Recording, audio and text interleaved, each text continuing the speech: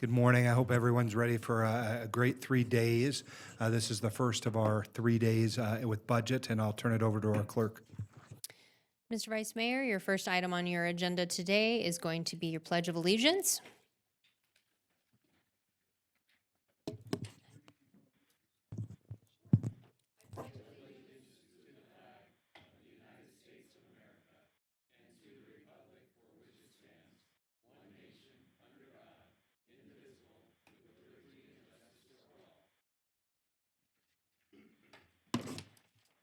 Mr. Vice Mayor, next item on your agenda is roll call for the Reno City Council. Breckus? Dewar? Delgado, absent at this time. Weber? Jarden? Reese? Sheevy? Here. Mr. Vice Mayor, you do have a quorum of the Reno City Council. The next item on our agenda today is public comment. First to speak in public comment is Jeff Church, followed by Margarita Barba. I do have an overhead. Good morning, folks. My name is Jeff Church. I run a website, renotaxrevolt.com. And so let's talk about, first of all, I want to say that I'll be going down today and filing for Washoe County School Board South, but let's talk about the budget. In this overhead, this is from your own CAF here. This is the increase in total debt for the city, $86 million in 1 year from 2018 to 2019. And then on the far right, kind of cut off, is your total liability and debt, not just bond debt, but it's $1,114 million. So we've got to do something. If that's what we do in the good times, what are we going to do in the bad times with debt? So you've got a lot of work ahead of you. Along those lines, I've been trying to figure out the status of the IAFF fire department contract, and it's like pulling teeth, but I finally found out that it's apparently going to arbitration. I urge you to hold tight on making sure that it's a fair contract, but doesn't give away the farm. The fire department hasn't received a number of increases in salary in the last few years. There are compromises available. If anybody ever wants to get a hold of me, I've studied the issue, and there's a couple of win-wins that I think would work for the city.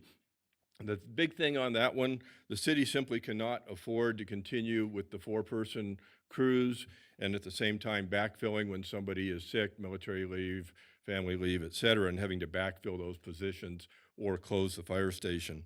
And same thing with the matched lifetime health care is simply not affordable in the long run because it's not funded. And then finally, I have a few more minutes. The homeless situation, is it part of the budget? Well, not really, but if you can improve the homeless situation, it's good for tourism, which is then good for the budget. The CHAB met yesterday, the homeless board. They had 2 action items. They took no action. Again, I was sad to see. However, an organization, as you know, EDAWN, stood up to the plate and is funding a facilitation group known as Built for Zero. So I urge you to support Built for Zero. I urge you to get involved in that.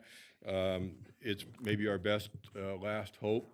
It's not something that's going to happen quickly. The members of the team are going to be going back east for training in April. So it's not something that's going to be done, quickly, but we've got to deal with the homeless situation.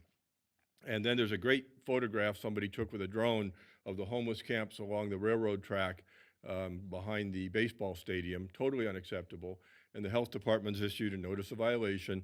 As those folks are moved out, it's like whack-a-mole. They're just going to go somewhere else. So you really have to deal with this camping issue. It was on the agenda for the CHAB yesterday. They didn't act on it. They didn't even really hear a presentation on it. And you don't have to wait for the CHAB or CHAB. You can act on your own to deal with this camping problem and support a sanctioned, safe camping area for the homeless so we can enforce them, getting them off the river, off the railroad tracks, et cetera. Thank you very much for your time. Sorry to take up the whole 3 minutes. Mr. Vice Mayor, next public comment is from Margarita Barba, followed by Donna Clontz.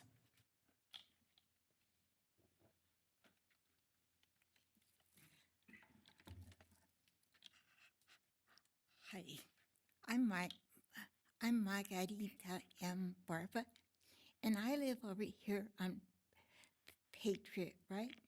Okay, and I've been fighting with City Council, okay, because our mailboxes are across the street, okay?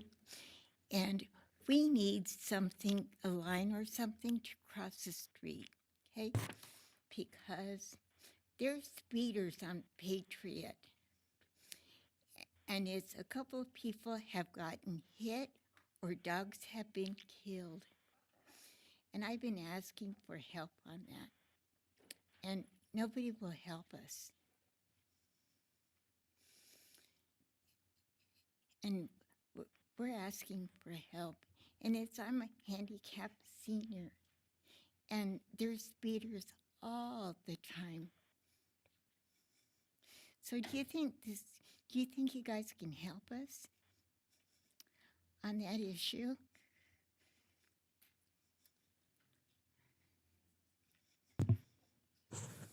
I'm going to ask Brad if you could meet with her afterwards, and Mr. Flansburgh also, if we could just find out what the status is over there. I know that's an important cross street, and so we'll look forward to getting a resolution to that. Or is there any way that they can put a speed bump? Because they don't stop for us. And then I try to cross, and you know, somebody's going to get hit. And I've been fighting with City Hall, you know, with the city, and they ignore me. They call me stupid and dumb because I have to use a walker because, like last week, I said that I got injured on the job by an illegal in California, and I had to have 7 operations because of him. Wow. Mr. Vice Mayor, I'll just say that Brad and I have been working on the speed issues, not just on Patriot, but in Offenhauser and a number of streets around there with the city and with RTC. And so I'll just, we will definitely get your address and make sure that the area where we're focusing does include that area, because that's very important. Thank you for being here today. Thank you. And thank you. And I hope you guys all come to our program on the 17th at Neil Road. Thank you, and have a nice day. Thank you. Mr. Vice Mayor, next comment is from Donna Clance. Good morning, Council and Mayor and City Manager. I've known Margarita for quite a while through our senior programs, and she was here with us on last Tuesday when we talked about the fees issue that you're going to be working on with the budget process coming up. She and the rest of the seniors that participate in our city programs are often folks that's the one place where they know they're going to be comfortable, where they make friends, where they're very busy, being active, being social. And I know that we've got some differences of opinion about what to do about this, with some of you feeling that those fees need to go up because of the need to deal with the minimum wage issue that the city needs to be responsible for and find the funds to do. And our employees deserve those raises along the way as well. So those things are good things. I think that there's a lot of room for more conversation about this. Our senior position on this is still to please not raise those fees on those that are least able to afford it and least able to find ways to compensate for it if the fees go up even a little bit, and especially over time if they go up to even the minimum from $1 to $4 over time. We'd like to work with you on the solutions for this issue. We have some ideas. We have partners in the community who are ready to step up and help us with this, and also to help us grow and develop the senior programs that we have right now. Because we know we have a growing and more robust senior population that's coming in the next 20 or so years here. We're lucky that people love to come here and love to be here. And we have really good programs at this point that keep our seniors active and social, and we want to keep those as they are and increase them over time. And again, we have ways to do that ourselves, and the Senior Advisory Committee wants to help you with that as well. We want a chance to review the financial implications that surround this whole fee situation, and and help in the decision of what happens before the budget's finalized in May. So we're asking for a chance to talk with you about it and to help you solve this problem. So even though we may disagree, I know that there's a middle spot that we can all get to that will get the city where it needs to go with the need for the minimum wage situation, but also protect those needy seniors and those families with the kids that these increases are going to affect tremendously. Thanks for your time this morning, and good luck. I'm looking forward to learning about the budget myself. Mr. Vice Mayor, we have no further general public comment today. We'd be transitioning to approval of the agenda. As you only have one item, there will be no changes to my knowledge, so you would be looking for approval. Can I have a motion by Councilman Delgado, second by Councilmember Jordan. All those in favor? Aye. Aye. Any opposed? Motion carries unanimously. Mr. Vice Mayor, your first and only item today is the FY 2021 Budget Workshop, to be presented in part by Debbie Lochner. So, good morning, council. I wanted to start off with introducing our new budget manager, Robert Miller. This is day 3 for him, so he will not be answering questions today, but I did want to introduce him to the council as he will be an integral part going forward in doing the budget. I just wanted to make sure you knew that we had him. Ms. Lochner, who else is here from your team? Can you just tell us? So also Vicki Van Buren is here. She has been leading the budget. She's the administrative services manager in the department, but has not been able to actually take on her duties because she's had to manage the budget as we've gone through some staffing changes. So Vicki is also here. They will not likely stay for the whole presentation, but I wanted to make sure that I introduced our new staff member to you. Ms. Newby, if you would, can you lay the table for us in part about the next couple of days? I just think it's important for our colleagues and the public to understand what we're about to engage in over the next 3 days. Absolutely. Thank you, Mr. Vice Mayor. Over the next 3 days, we have these budget hearings, budget workshops, in which each of the departments will be coming up and presenting their department and their budget requests for the coming year. We will be going in reverse alphabetical order. So starting with the bottom and working our way to the top. This is primarily a time for the departments to explain some of their different business lines and their needs in the budget. It's mainly informational, but I would encourage you to ask questions of them. We will have further budget hearings coming up. These really are the very first ones to just kind of lay out what we see going forward. So I'm going to, if you're okay with this, Mr. Vice Chair, turn it over to Ms. Lochner to kick off our budget season. Happy budget season, everyone. Mr. Vice Chair. I've had some questions from the public, not really knowing what we're going to discuss on each day. And what I was going to ask, since we're going in reverse alphabetical order, I don't even know, for example, is it called the Reno Parks and Rec, or is it called Parks and Rec? I don't really know what that means. I was just wondering if we could post a list of the departments I'll be presenting and somewhere, and then do we have an approximate sense we're going to try to do a third, I assume, each day? Is that what you're thinking, or? So it is in the second presentation. Ugh, this is way too hard. There is a list of order of the departments. We can pull that out and post it. I think it would be Yeah, just really helpful. That shouldn't be a problem. Because when people don't want to come for 3 days and don't really know when the agency they might be, or the department they're interested in might be And we coming up. can't guarantee which day each department will course. speak, but, you know, and you have to look at some of the bigger departments may take a little longer because you might have more questions. Of course. So this is the actual order that we have, and when you get to the smaller departments, we're able to go through them a little quicker. So Okay. it's really hard to say on what day each one will be presented. Okay. Well, just even posting that and say we'll take about a third a day, it would be helpful, I think, to the public. All right.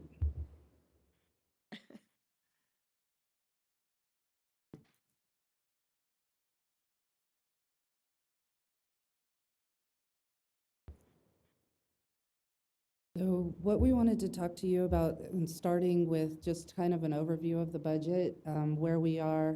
So we're going to go through, the council strategic plan. We use the strategic plan and the budget guiding principles to develop the initial pass at our budget.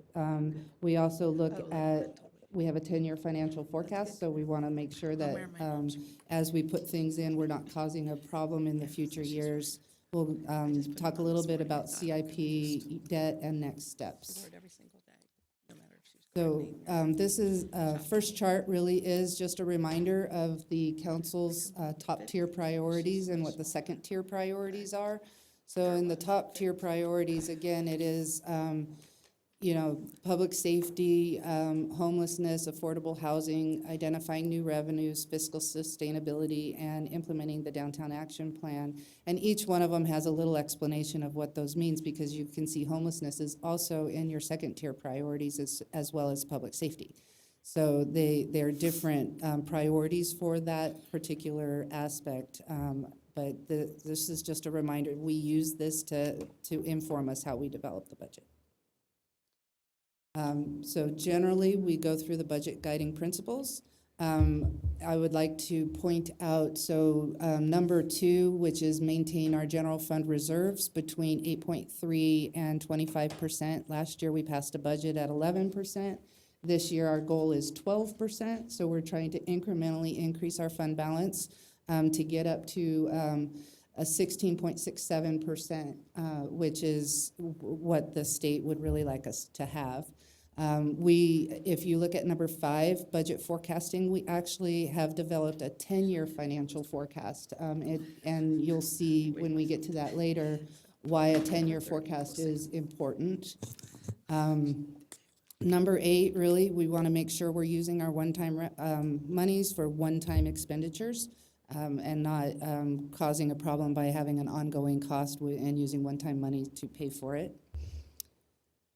And we are funding the annual contribution to the OPEB trust. We are making an annual contribution to the OPEB trust. We put up our preliminary budget when we roll up the numbers. The first pass at it is we're funding everything at the levels that we've agreed upon with the council that we would fund them at. And then we look at, how close are we to balanced. And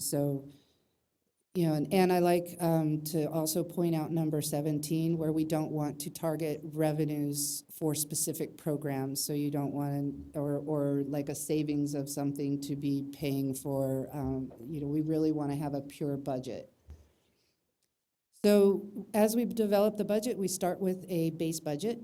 It's current staffing levels that have been approved by council with the prior budget and anything that has been added throughout the year by council.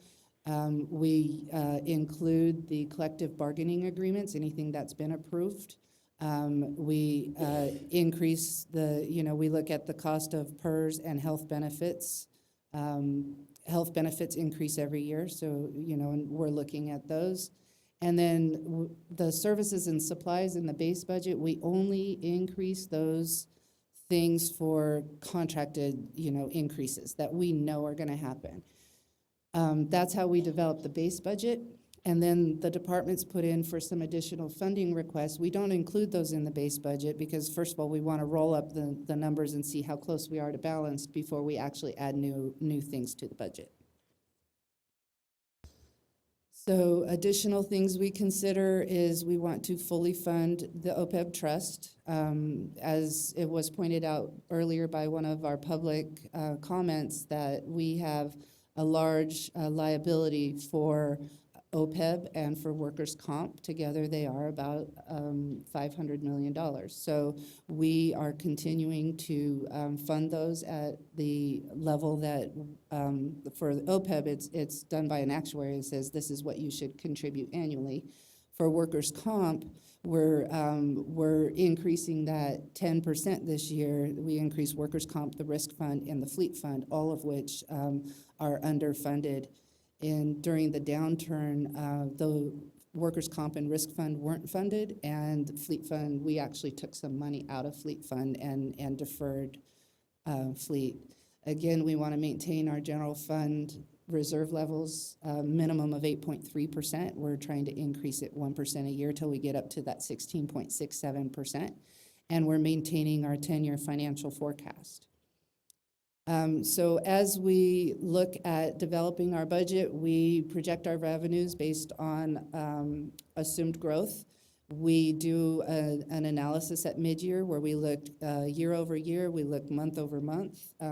Some of our revenues come in, quarterly, so we actually at mid-year have 2 pieces of data to be able to project off of. Sales tax and property tax, as you recall, those are our largest revenue sources. We compare our projections to the Department of Taxation and also to our other partners in the region to see where they're projecting. Preliminarily, projections are an increase in property taxes of 5.5% and an increase in C-tax of 4%. And then with the program revenues, we work with the departments to see what they're seeing as far as trends in their programs, and we come to a consensus on what those are. We look at past trends, and they look at what their activity levels are. And expenditures are essentially reviewed the same way. The departments submit them to us. We just review them to make sure they followed our instructions. Increases where appropriate, and we sometimes take things out that maybe we don't see the increase as a contracted increase. Mr. Yes. Vice Mayor? Oh, sorry. It's a good timing. I'm not sure if we discussed kind of procedurally as we go along to ask questions, or do we wait until the end of a section? Yeah, I think what we're going to do, and I was just stepping off the dais to say, we're going to put the speakers on this lower presentation. So if you have a question, what I'd like to do for Ms. Lochner's benefit is if you can just mark in your presentation where you have questions, and we will reach an end point in just a minute. I know it's a very long presentation, but not every slide is going to be discussed. So if you could just mark, for example, I have a question about OPEB, right? Okay. And I don't want to stop Ms. Lochner from this part of it, but we'll get to it. As long as that's okay with the body, that's how I would like to do it. Okay. So again, a reminder, property taxes have about a 2-year lag to the economic conditions. The Department of Taxation does give us some preliminary projections on or before March 25th, I would say on March 25th. So there's 2 tax caps. There's a general tax cap, which is related to commercial. The cap is 8% is the maximum, and there's a formula. There's a moving average growth rate. There's 2 times CPI, and you'll see on the next slide the history of that. The residential tax cap is 3%.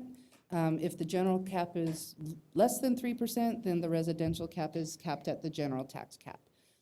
So we have preliminary projections. Again, this is a moving target. As we get more data, we'll get another pass from the state, and we'll refine these numbers as we continue to get more information. But preliminarily, we're projecting property taxes to go up by 5.5%. And this is just a chart to show the history of the tax caps. And you can see the commercial tax cap really hasn't gotten up to that 8%. But we are at the 3% for residential. And it's just a history of property taxes. For C-tax is the most volatile revenue. It's 85% of it is sales tax. Sales tax really moves with the economic conditions of today. Preliminary C-tax numbers come from the Department of Taxation on February 15th. We get final projections by March 15th. And our C-tax continues to show improvement. We still believe it's important to take a conservative approach to C-tax revenues. We are in the largest expansion we've had. We're 12 years into an expansion. But with everything going on, it's hard to say if there's going to be another downturn or not. So we continue to keep the data on our 20-year spreadsheet that kind of will help us identify when we start to see pressures. But at this point, we maintain a conservative approach, but we're still seeing growth. Department of Taxation shows growth for current year growth at a little over 5.5%, and they're projecting the growth for next year at 3.36%.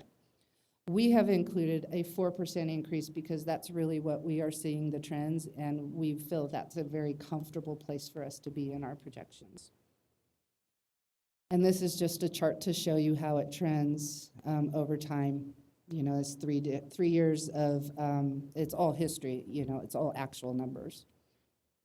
And here again, to show you the lag, as you can see, the green is C-tax, the blue is property tax. So during the recession, you see the C-tax went down, and property tax was still going up when C-tax hit its bottom. So that's why we watch the C-tax very carefully as C-tax starts to flatten, then we might be coming back to you and hopefully making adjustments before we have a big issue. This slide really is just to show you historical trends in the percent change in those revenues and what we're projecting. So for our general fund revenue, we are projecting $222.3 million. And as you can see, our expenditures, we're projecting those to be slightly higher. But the good news is we're about $1.2 million short. So that's something that we think we can usually address, but this is without adding anything else to the budget. This is just the base budget. So we have, you know, we're close. And in the 10-year financial forecast, we'll talk about this a little bit more. This just gives you the fund balance history and where we have been percentage-wise.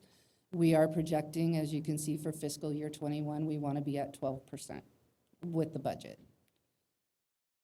So just,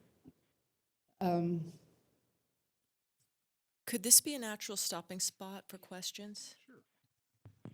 Can we just get speakers in the queue? Because I think Councilmember Jordan, you were first, and so I'll go to you first, and then we'll come back to Councilmember Breckus. Thank you very much. I don't see a button on my computer to ask to speak, so I'll just throw paper at you. That'll work. I guess my questions are kind of maybe from your perspective, a general statement, which you kind of explained, and one that we often get here at the city is, while we are experiencing tremendous growth and a very, very strong economy, why does that not appear to be translating into more money for us to expand all the things we want to? I'm trying to boil it down to a very, and you said about the lag behind on the property tax, which is a component of it, but I think we need to better explain constraints and percentage increases that may be going up, which I'm going to ask you what that 4% translates into to dollars and what the 5.5% increase translates into in dollars. But just from you, how would you address the public when they have that perspective? So with the tax caps, so property tax being one of our largest revenue sources, as you could see on the one slide where we had the historical tax caps, and I can go back to it.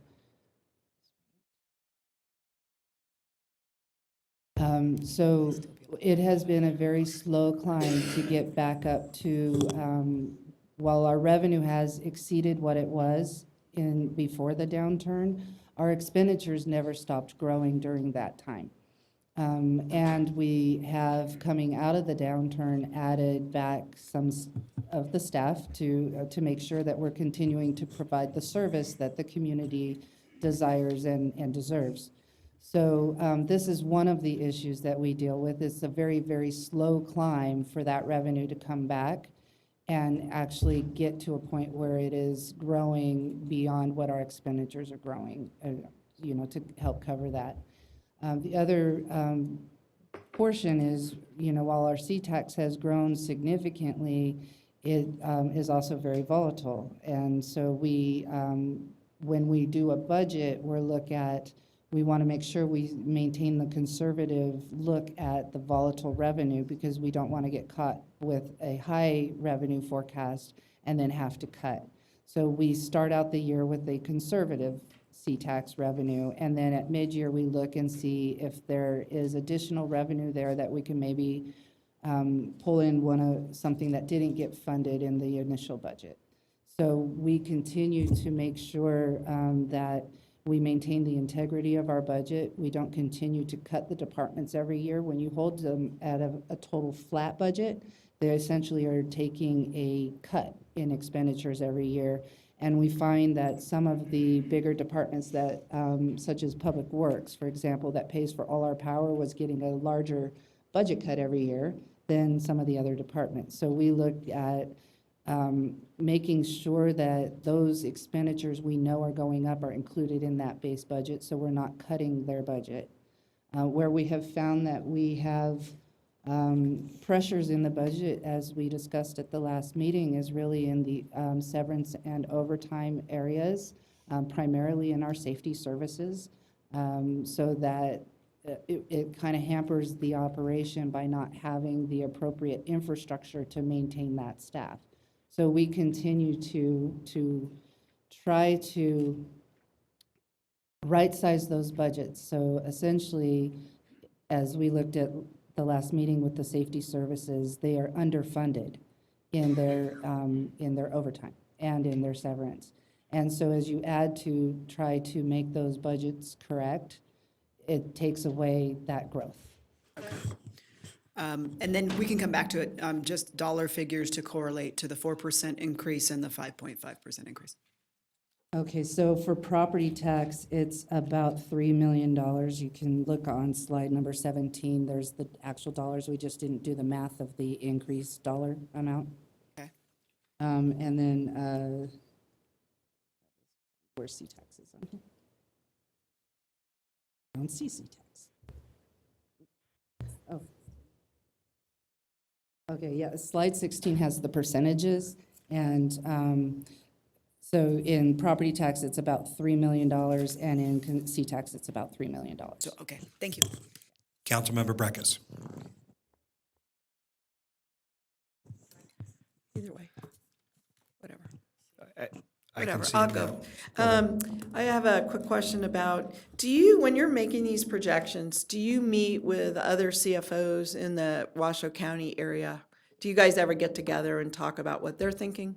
We do. We do get together, but typically we will have email conversations on what are you seeing, what are you projecting? So we did have that conversation. We didn't actually meet this time, but we try to meet with the other CFOs and finance people in the region at least once or twice a year to talk about things that are going on in the finance So world. are they estimating a 4% on the C-tax too?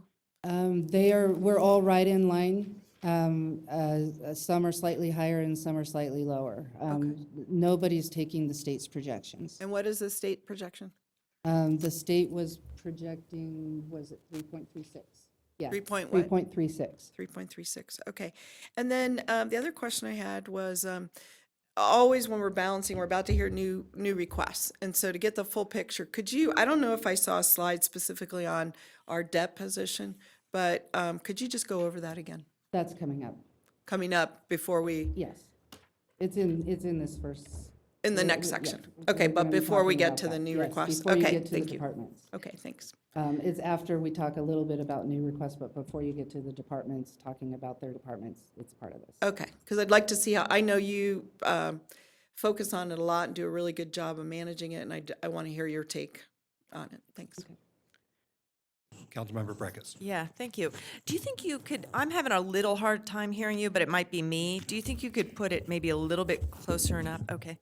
And if it's me, I can live with it, but anyway, we'll see.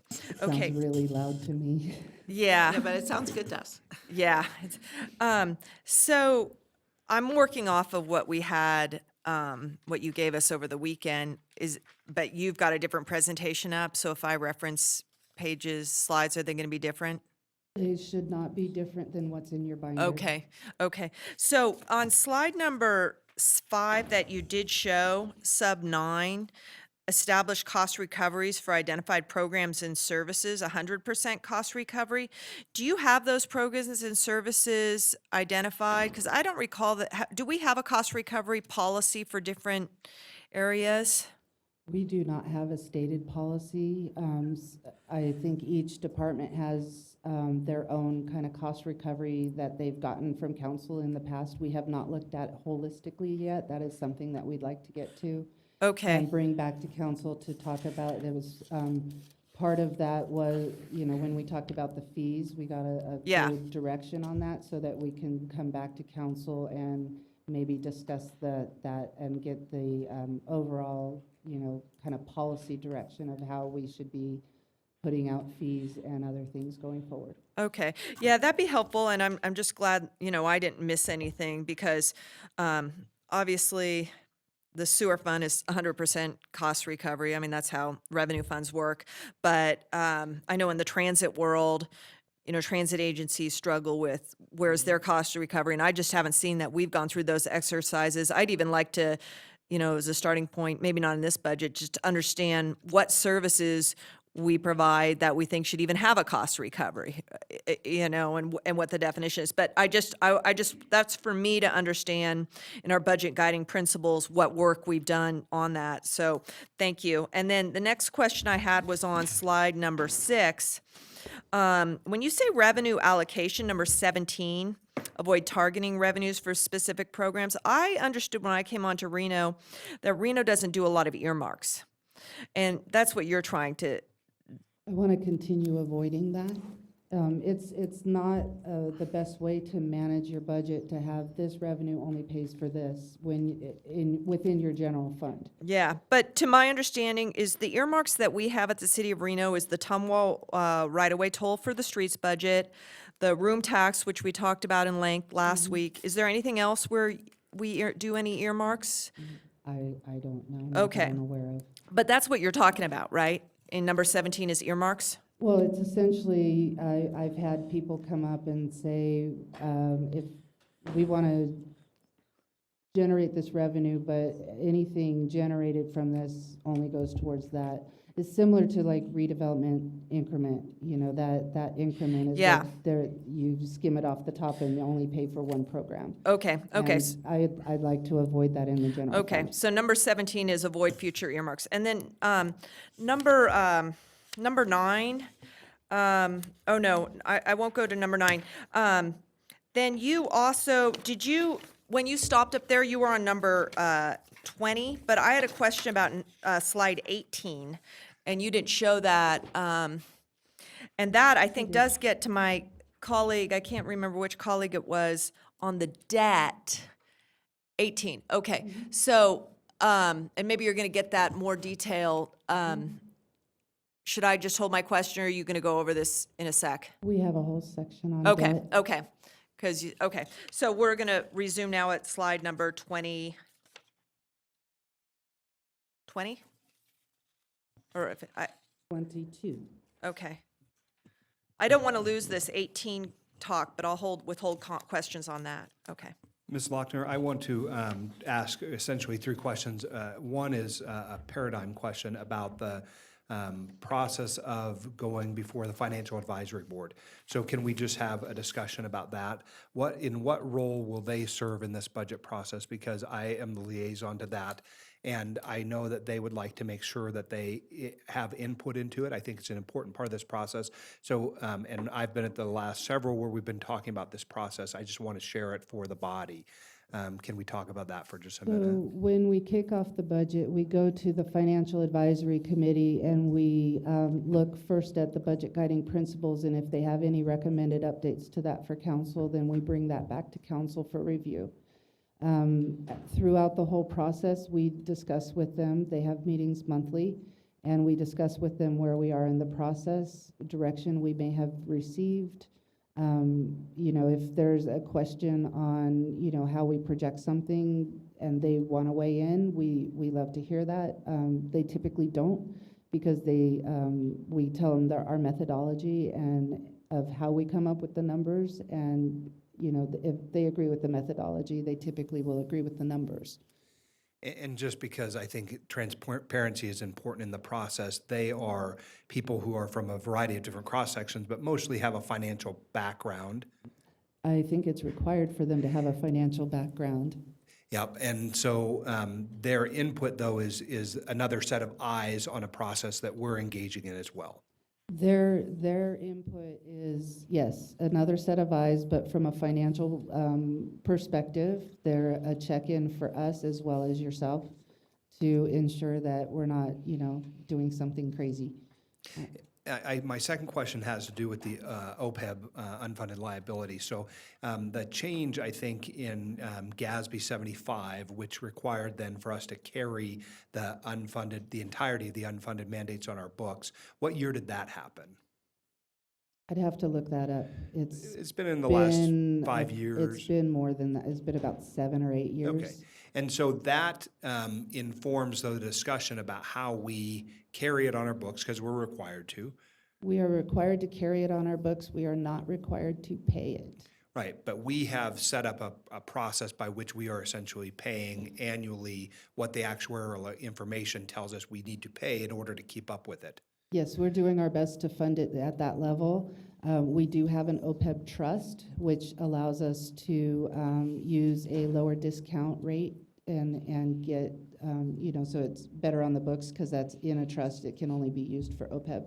And with regard to that trust, the council, you came before us with a presentation about the trust. I imagine it was in the fall, because you and I had realized that it needed to be changed. We made the members consistent over time.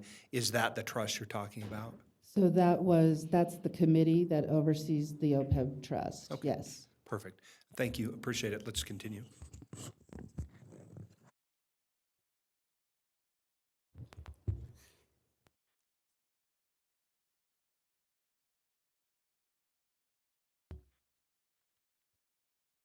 I ask a question, a quick question? I was having a little, thank you, Mr. Vice Mayor. I was having a little difficulty with my computer. What was the answer on what role does Financial Advisory Board play? Well, I will sort of summarize for Ms. Lochner. I just think it's important that it is understood that the Financial Advisory Board is another set of eyes. It's citizen-driven. It's devoid of political pragmatism. It really is just opportunity for us to have another set of eyes looking at the budget, the process. Now, because I'm the liaison, I get to hear some of that, and I think they do a very good job of talking, especially when it came to the guiding principles. There were concerns or questions about whether we were broad enough, were we following the accepted government accounting practice standards, all those things, and I think they're doing a good job. I just think it's important that we understand as a body and the public knows that there is another sort of check-in. It's a built-in watchdog to the system, so to speak. All right, so I'm going to just briefly, high level, go over what the additional funding requests are. In each department, you will see details on this, so I'm not going to go into the details. The departments can explain what their needs are. But overall, within the general fund, we had $12.4 million of requests. Overall, throughout the whole entire all funds, we had $15.1 million of additional need requests. Again, we don't have that kind of funding, so this is just to let you know what the needs are out there. The overall, the departments have requested almost 80 people on staff. This goes against my recommendation to council, but again, this is what has come forward from the various departments as their request. Your presentation. You said this 12.4 million and 15 million, but you said we don't have that kind of funds. But what are you balancing it against? What do you Well, think right we now, have? our general fund is 1.1 million to the negative. So you're saying there's no money for new? Not at the, no, there really isn't. Okay. And again, when we get to the 10-year financial forecast, you'll see that in a much more, you'll kind of see where we do actually get balanced and where we could actually add stuff, but what the pressures are related to that. When you say when, or do you mean sometime in the future? Okay, but you're basically, if we bottom line it for you right now, you just said the departments have asked for 12, 15 million, and we're 1 million in the red. That in is your- correct. Okay. That's important message for me to hear before I hear the rest of anything. Right. So now we'll go in, so the 10-year financial forecast, this is a tool, we used to only have a 5-year kind of quasi forecast. Now we have pulled it out to 10 years. But what I want to point out here is according to this, we get balanced in the fiscal year 22, 23. Likely it'll be in next fiscal year 21, 22. Because of our conservative projections on C-tax and property tax, I would expect and hope they come in slightly higher than we expect, and we can make up that $336,000 and be balanced in 21, 22. But what I want to point out here is while the budget looks really good for the first 5 years, it starts to decline again. And we end up in trouble again in 28, 29 with, writing down our fund balance. So we need to be cognizant of that while it looks like we could begin to add things in 22, 23 because we have a healthy budget according to the forecast, it starts to decline again. So there is additional work that's going to need to be done to make sure those out years that doesn't happen. And then, of course, we like to show you an overall picture of what that forecast looks like and the percentages, the fund balances, how that flows with the 10-year financial forecast. And then these are just the assumptions we put in there. You can look at that at your leisure. It really is just how we grow each one of the various categories or shrink in the forecast. This chart's pretty interesting. As you can see, we actually had a balanced budget in 2014. In 2016, it was really close, and then it deviated, and now we're right back close again in 2021. So we really would like the blue line to be above the red line, but we're not quite there yet. So there is a structural budget deficit. What we have, how we balance our budget, we have unspent years from money from prior years. Maybe our revenues came in higher than we anticipated. We had some unspent funds. We maybe received some one-time money that we weren't anticipating. So we use those one-time monies. All of those are now one-time monies at the end of the year. We use those to balance our budget. We feel like we could really have a balanced budget, not this coming cycle, but the cycle thereafter. And what we have shown in those budget projections really is just a status quo budget, like I said, with the increases for the various things that we know are increasing so the departments aren't actually getting budget cuts. For the CIP, this just is to give you a history of the CIP. The general capital projects, that is the general fund. We do that at 2% of prior year operating costs. The expenditures, so we budget for 2021, it's expected to be $2.1 million going to the capital projects from the general fund. CDBG projects are recommended by the CIP committee, and they're currently under further review by the CDBG subcommittee and are subject to change. The room tax projects are submitted by staff and reviewed by council, and again, also subject to change.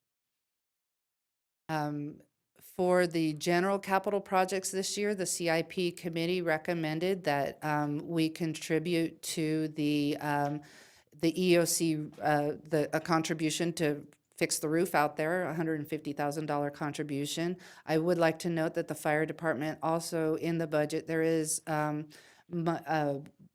$2 million included in the budget for fire apparatus replacement. Part of that is the debt service and $1.3 million going to the program for actual apparatus, and about $700,000 is your payment. For parks, Parks gets capital maintenance of $400,000. That's typically, we provide that every year.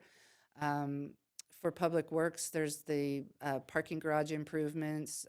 Again, capital facilities maintenance, they typically get $400,000 a year. They added $120,000 for, I believe, one of the fire stations. And then we have we have to replace parking meters, so we put some money for that.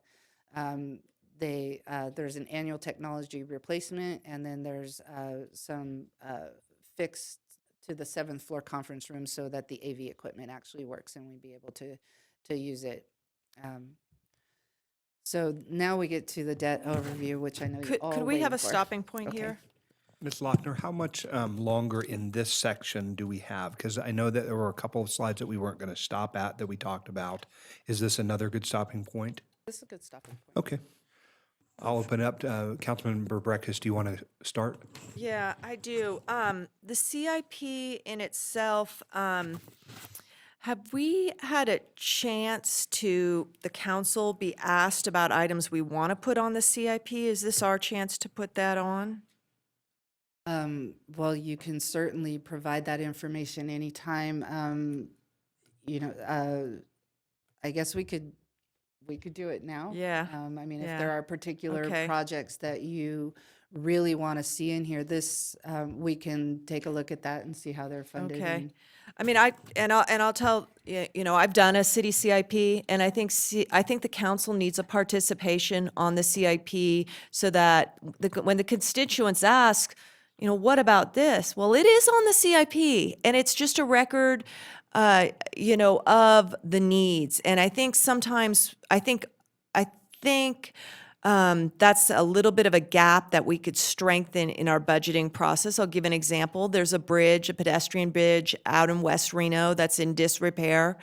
I'd like to at least have it on the CIP so that it could be on the CIP, and maybe it'll be unfunded for 10 years, but at some point when some transportation federal projects come through, it's on the list and you can go through. And I think that each council member should have the opportunity to put into the CIP or tell constituents when they bring issues up, there's this book that catalogs all of our capital needs, and these are where they're taken forward. And usually I think the budgeting we do is much more how much money we have and just hitting this year's FY, but the out year needs, I think, need to be cataloged, particularly because we're so fragmented in how we fund things regionally here, that if Tumwa, when they do a water quality grant program, doesn't know that Ward 4 has identified a water quality grant need eligibility, it doesn't rise to that level. So I'd like to explain that and put that out there. And then also,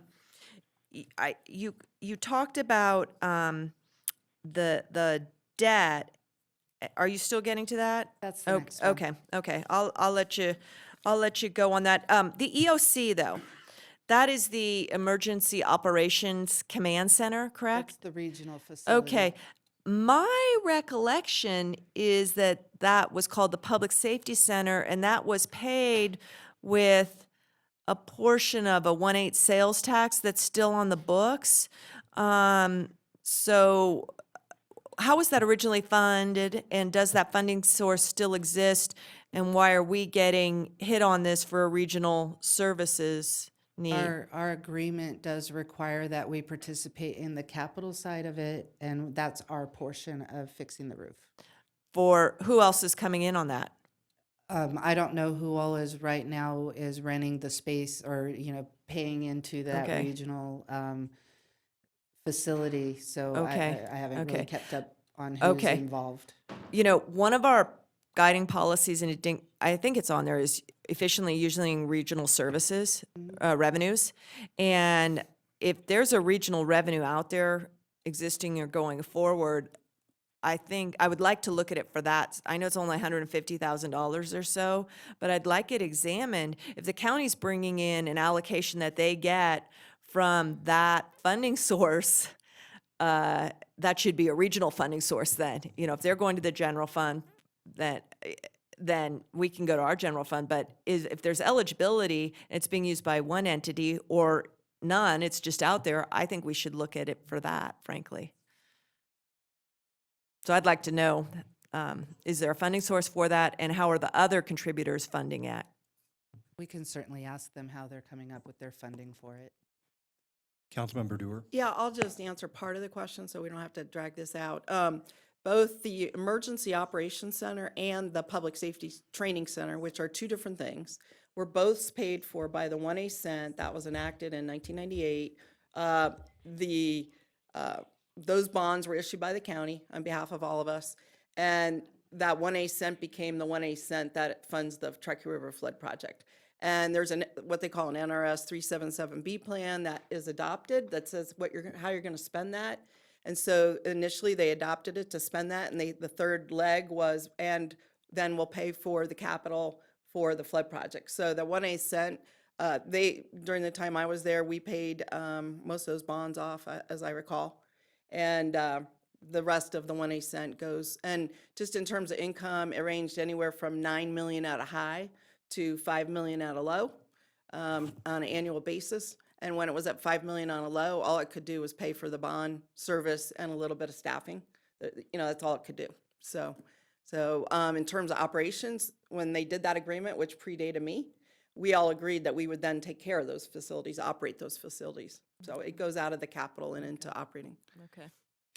I think, though, Councilmember Burkus, you make an important point, and I think, Ms. Lochner, you and I have had this discussion offline as well about what are the obligations of the county, what are the obligations of the RTC, what are the obligations of our other stakeholders in the region. And for us in this process, I think Councilmember Burkus makes a good point that when we see a line item, we also have to understand what the other related entities affected, how did our share get determined, if only for a history lesson at some point in time so that we know what it is. I'm not suggesting that we can change it. We have an obligation under the agreement to fund it at a certain level, but we also want to make sure that when there are county obligations, it may be on other things. I'm not talking specifically about this, but just as a paradigm, if the county has an obligation to fund X thing and it's not really a city function, I want to be able to know that in this process, because there is the choice between our dollars that are limited and someone else's dollars, which we have no control over. And I think Councilmember Breckes makes a good point about it. I also want to address the CIP question because there are certainly, through various subcommittees and groups that we serve on, we are making determinations at times that then come back to the body. And I'll give an example. Historical Resources may desire to see and protect and preserve the train station, the important parts, and I know that it's been a discussion. In part, though, each one of us has the ability through those processes to elevate priorities to staff and then to the body through that process. I'm not suggesting we can't do what Councilmember Breckes is saying about having a discussion here today, but I think some of those discussions are always ongoing, because I ask when I see a problem about a thing to make sure it's addressed. And I don't know anything about the bridge in West Reno. I mean, I've heard a little bit about it, but I want to know more about it, and the CIP process allows us to do that. So I think we all have the ability at any time to elevate things into the discussion of that, and perhaps in this process, we'll get more about a specific thing. But I don't know that it's necessarily something you haven't contemplated. It's just that we all contribute to that conversation sort of independently. Even through CDBG, we're constantly looking at capital things. Through the $2 surcharge subcommittee, we're looking at capital improvements to our projects. Those are all part of that, and these are broader questions, I think, and Councilmember Breck has raised a good point about the importance of our ability to add things to that list, because I don't know when a federal grant might come along that will scoop up a thing off of our tape plate and do it. I'm not saying that anyone else is coming to save us, but if it happens, great. And one thing I would like to point out, it doesn't have to be on our list for us to take up a project similar to like RTC, where it has to be in their list. TIF, yeah. For us to take up a project, we don't have to have it in a list. The Public Safety Center is a prime example of that. It was never in the CIP. It ended up becoming a priority for the council, so it happened. Or at least the purchase did, right? And we're working on that, but that was not in the CIP at the time. So we're not bound by that. Thank you. Councilmember Jordan, I think you didn't have the ability to push, but you wanted to add. Thank you. Question I had for you, and I don't see it on our agenda today or where we discuss it. We're talking about the budget constraints. We're talking about the negative position, even with the projections that we kind of sit in. At what point do we start talking about potential increases in revenue ideas? When does that discussion occur? Well, we had that discussion citywide. I'm not sure exactly what came out of that. I know we did get some additional revenues from that initial discussion. One of the things we need to look at really is the policies the departments are using in the revenue collection. So, are they waiving penalties or not? Really need to get to a much deeper level of understanding of what's going on with the fees associated, those fees. The other revenues really are collected by other people and submitted to us. So it's really related to those fees that we need to look and make sure we are collecting the revenue that we should be collecting. But again, some of that comes to a policy decision from the council on related to the fees if we don't want to collect 100% of the cost recovery on certain things. Well, let me clarify where I'm coming from, and I'm trying to see where this fits into the discussion. So I don't recall as a body, and certainly something I want to pursue, is talking about the fines as they relate to cell phone use while you're driving. At what point do we have a discussion, the fee is now $50 for a variety of reasons, and not just to fill a budget, deficit or hole, but for a variety of safety reasons? When do we have a conversation about how high, what's a reasonable amount? What parameters of raising the fees do we have? Do we get into that? When does the discussion about partnering with some of our healthcare neighbors in their mutual interest in making sure our seniors get out to do the things they need to do at our public facilities, when we have these mutual interests? I've already got a meeting set up with a number of folks to see how we can fill a hole that none of us up here wants to see increase. None of us is in favor of that. We're trying to desperately find a way to make sure that doesn't happen. When does that happen? I guess my question is, when do we have a discussion about these variety of things? We may have some flexibility on fees, or is it your suggestion, it's a blanket, every department, everybody gets 2%, so it's equally distributed? I don't know how the increase of revenue So- ideas get discussed. Mr. Vice Mayor, if I may. So what had happened before was that all of the different departments had put in ideas and some ideas from council. Those ideas were put together and brought before this council, and a number of them were selected for staff to go forward on and work on.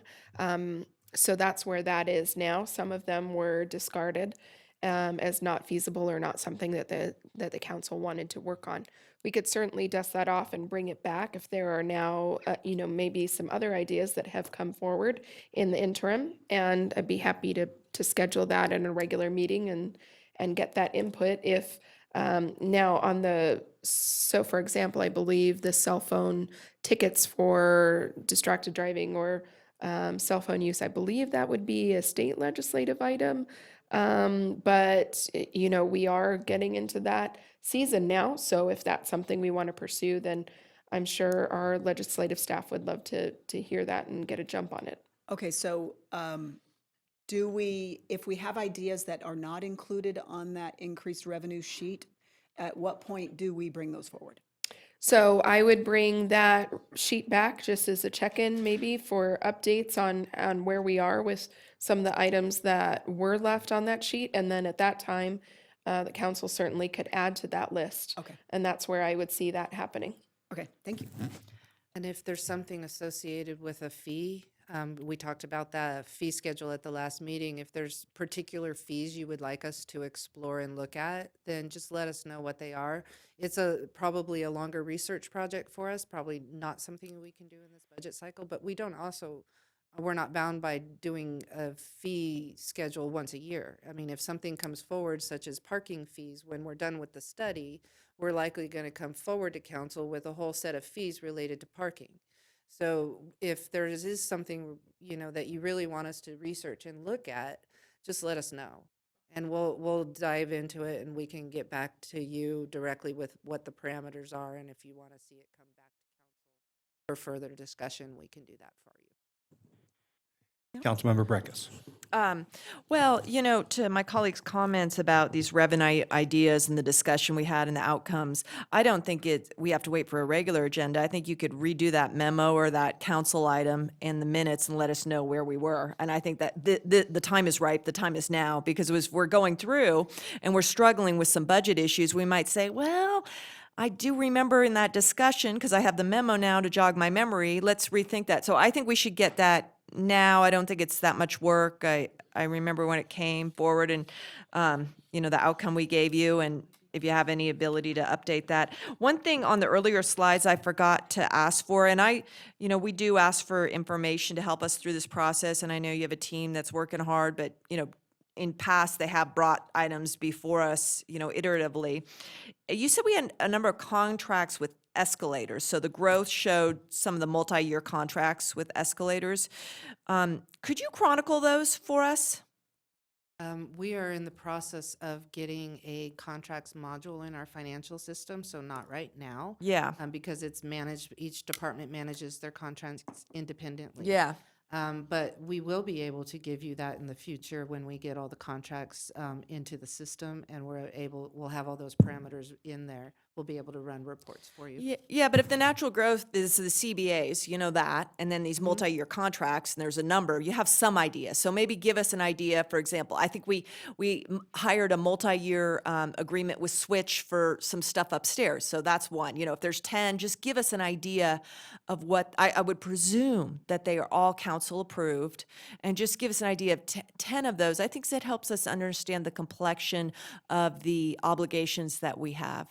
Well, yeah, for example, our independent auditor, that contract goes out, increases each year. Sure. And I think we did a 5-year 5-year. contract for Yeah, that. it's those things. Just it'd be helpful. Councilmember Dewar. Yeah, my button's not working either, I guess. I wanted to lend my support to this. This was what I was going to speak on as well. At our last council meeting, I reeled off about 6 or 7 places I thought we should look to increase fees or even develop new fees. One of the increases was on residential parking, which is like $11 and $22 right now, which seems not anywhere near any kind of market rate in any kind of place. We know how important it is to do stormwater inspections now, based on the results we got from Swan Lake. We've inspected some 60 ponds there, found about 40% out of compliance. Some things were simple, some things were more complex, but it takes time from our staff. We're going to hear later, I've just become the liaison to Building Enterprise Fund, and they have put forward a number of increases that they would like to do based on income they get into that fund. But I would like us to, in this budget, explore a stormwater inspection fee, and talking to developers out there, they get it. They don't get it they get why that's necessary. I'm not saying everyone would support it, but I got that there might be a general support for that, whether it's Swan Lake Basin or the entire area, because most of our communities in one basin called the Truckee River Basin. And, we need to really hone on that, require as-built and those kind of things. So I hope that you guys were taking notes, and I will come back. I came with my fee stuff today. I wasn't sure when we were going to be talking about this, but we do need to explore these things. It's a service that's happening, and nobody's paying for that. Thanks. And just for the council's purview, we're going to take a break at 12 o'clock just for 15 or 20 minutes. So if we can hold tight until then. And I'm almost done. So, as promised, I'll talk a little bit about debt. So you've all seen a version of this chart. We've updated it. What we wanted to point out to council, while we have shown that debt has increased, it goes down each year because we make our principal payments. When we did the retract funding, actually, while you see it only goes up about $30,000, the retract funding was $50,000 increase in debt. And then making principal payments on other debt, it kind of offsets. But what happened with the retract refunding was we had a voter-approved tax that was paying for the bond, but it wasn't paying for the bond, and so that tax was never going to sunset. So the fiscally responsible thing to do was to refund it in such a way that the debt would get paid off and our taxpayers would get the relief of that voter-approved tax. It would actually sunset. So that was really the premise around the retract, that, and we also had a swap derivative instrument, which was not working in our favor. And like I said, it was never going to get paid off. I think when it came to maturity, we still owed like $500 million. It was huge. So refunding that actually benefited us. You see, in the next year, debt goes down, but then this fiscal year, we had the fire apparatus medium-term note that we issued for $6.4 million. We have the sewer bonds of $55 million. And then we will be bringing back to council another medium-term note to finish the tenant improvements for our public safety center and to help construct the pool at Moana Springs Park. So that's $15 million. So in this fiscal year, while it looks like, while we have increased debt, I want to remind the council the fire apparatus was placed at 1.7% interest rate, and the sewer bonds were placed at 1.46% interest rate. So while it did increase our debt, it is a historically low rate that we're paying on that debt, and we are getting some much needed equipment for our fire department, and we're going to be able to expand the sewer plant with it. So just real quick, next steps, we will be bringing the third quarter augmentations to you in April. That will be through March. We continued to develop the budget based on the direction you will be discussing with each department and what we've heard so far through May, where we come back with some additional budget hearings for you to see what we are recommending to the council based on your feedback. So we will have those workshops in May. We will have our budget hearing and adoption on May 20th, and this is important that we get it adopted because we have to provide the adopted budget to the state by June 1st. And we do need a little bit of time to fill out the report.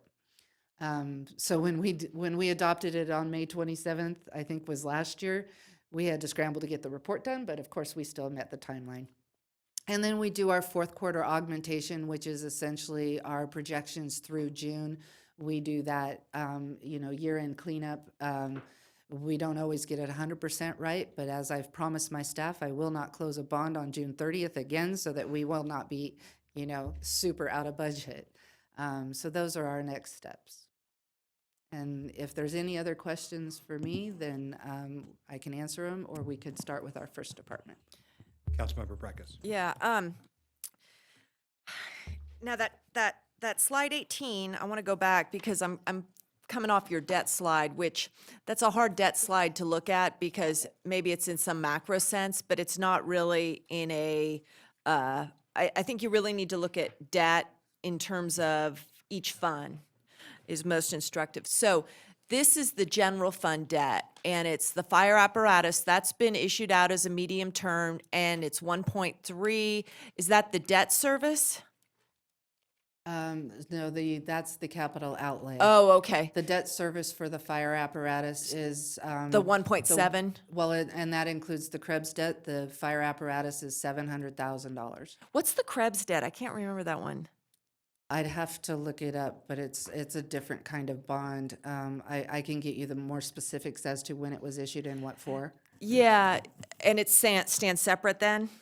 Okay, I think that one was in place when those of us who came on in 2012 were here. I think it was the last time Likely. they got behind and issued debt. So we inherited that one. So we're at 1.7, but you're showing the 1.3 fire apparatus capital program. That's not a debt instrument. That's No. okay. So what we have budgeted per our apparatus replacement program Yeah. schedule, we budgeted $2 million this year for Yeah. apparatus. 700,000 is for the debt service. 1.3 goes actually into the capital fund to purchase more apparatus. Okay, So okay. you will be seeing shortly after July 1st them come forward with a staff report requesting the next round of apparatus purchase. Okay, so if that's following your line, the 700 is the fire apparatus debt that this council issued recently. The 1 million is probably that Krebs debt. Yes. Okay, And okay. then you see, there is the public safety Yeah. body camera debt. And then there's the public safety center debt, which we have estimated because we are bringing that to council this year, so we're putting it in there. If council does not approve it, we can always take it out, but it's much easier to take it out than to put it in. And that 1.7 debt payment for the public safety, are we going to get down and talk about through this budget process what that issuance would be? We will be bringing forward on the 25th of March, the discussion about that. Okay, I mean, I kind of think it, like, let's have it with, shouldn't it be part of this discussion too on the CIP? I mean, will we Well, get to- again, it is a project that is underway, Okay. and we need to, there is still a gap in the amount of money ga- that oh, we okay. have come up with. Okay, It's so the not- gap. It's not $15 Okay. million anymore like we originally talked about. But what we've now done is saying, we have this $15 million, and we feel like we can cover the gap in the Public Safety Center and meet our pledge requirement for June 30th for the Moana Pool. Okay, so you're saying for that, oh, okay, I'll leave that there for now. And Now, we'll the discuss that at the next meeting. Yeah, but, you know, we're in budget now. The public safety body camera debt, that 5.537, is that coming through on a reimbursement from Washoe County or someone or some? I don't think so. I don't believe that the 911 board allowed for the body camera reimbursement when we purchased them. Chief Soto, Chief Soto, yeah. would you please come up? Because I believe there are 911 funds that are supposed to fund that.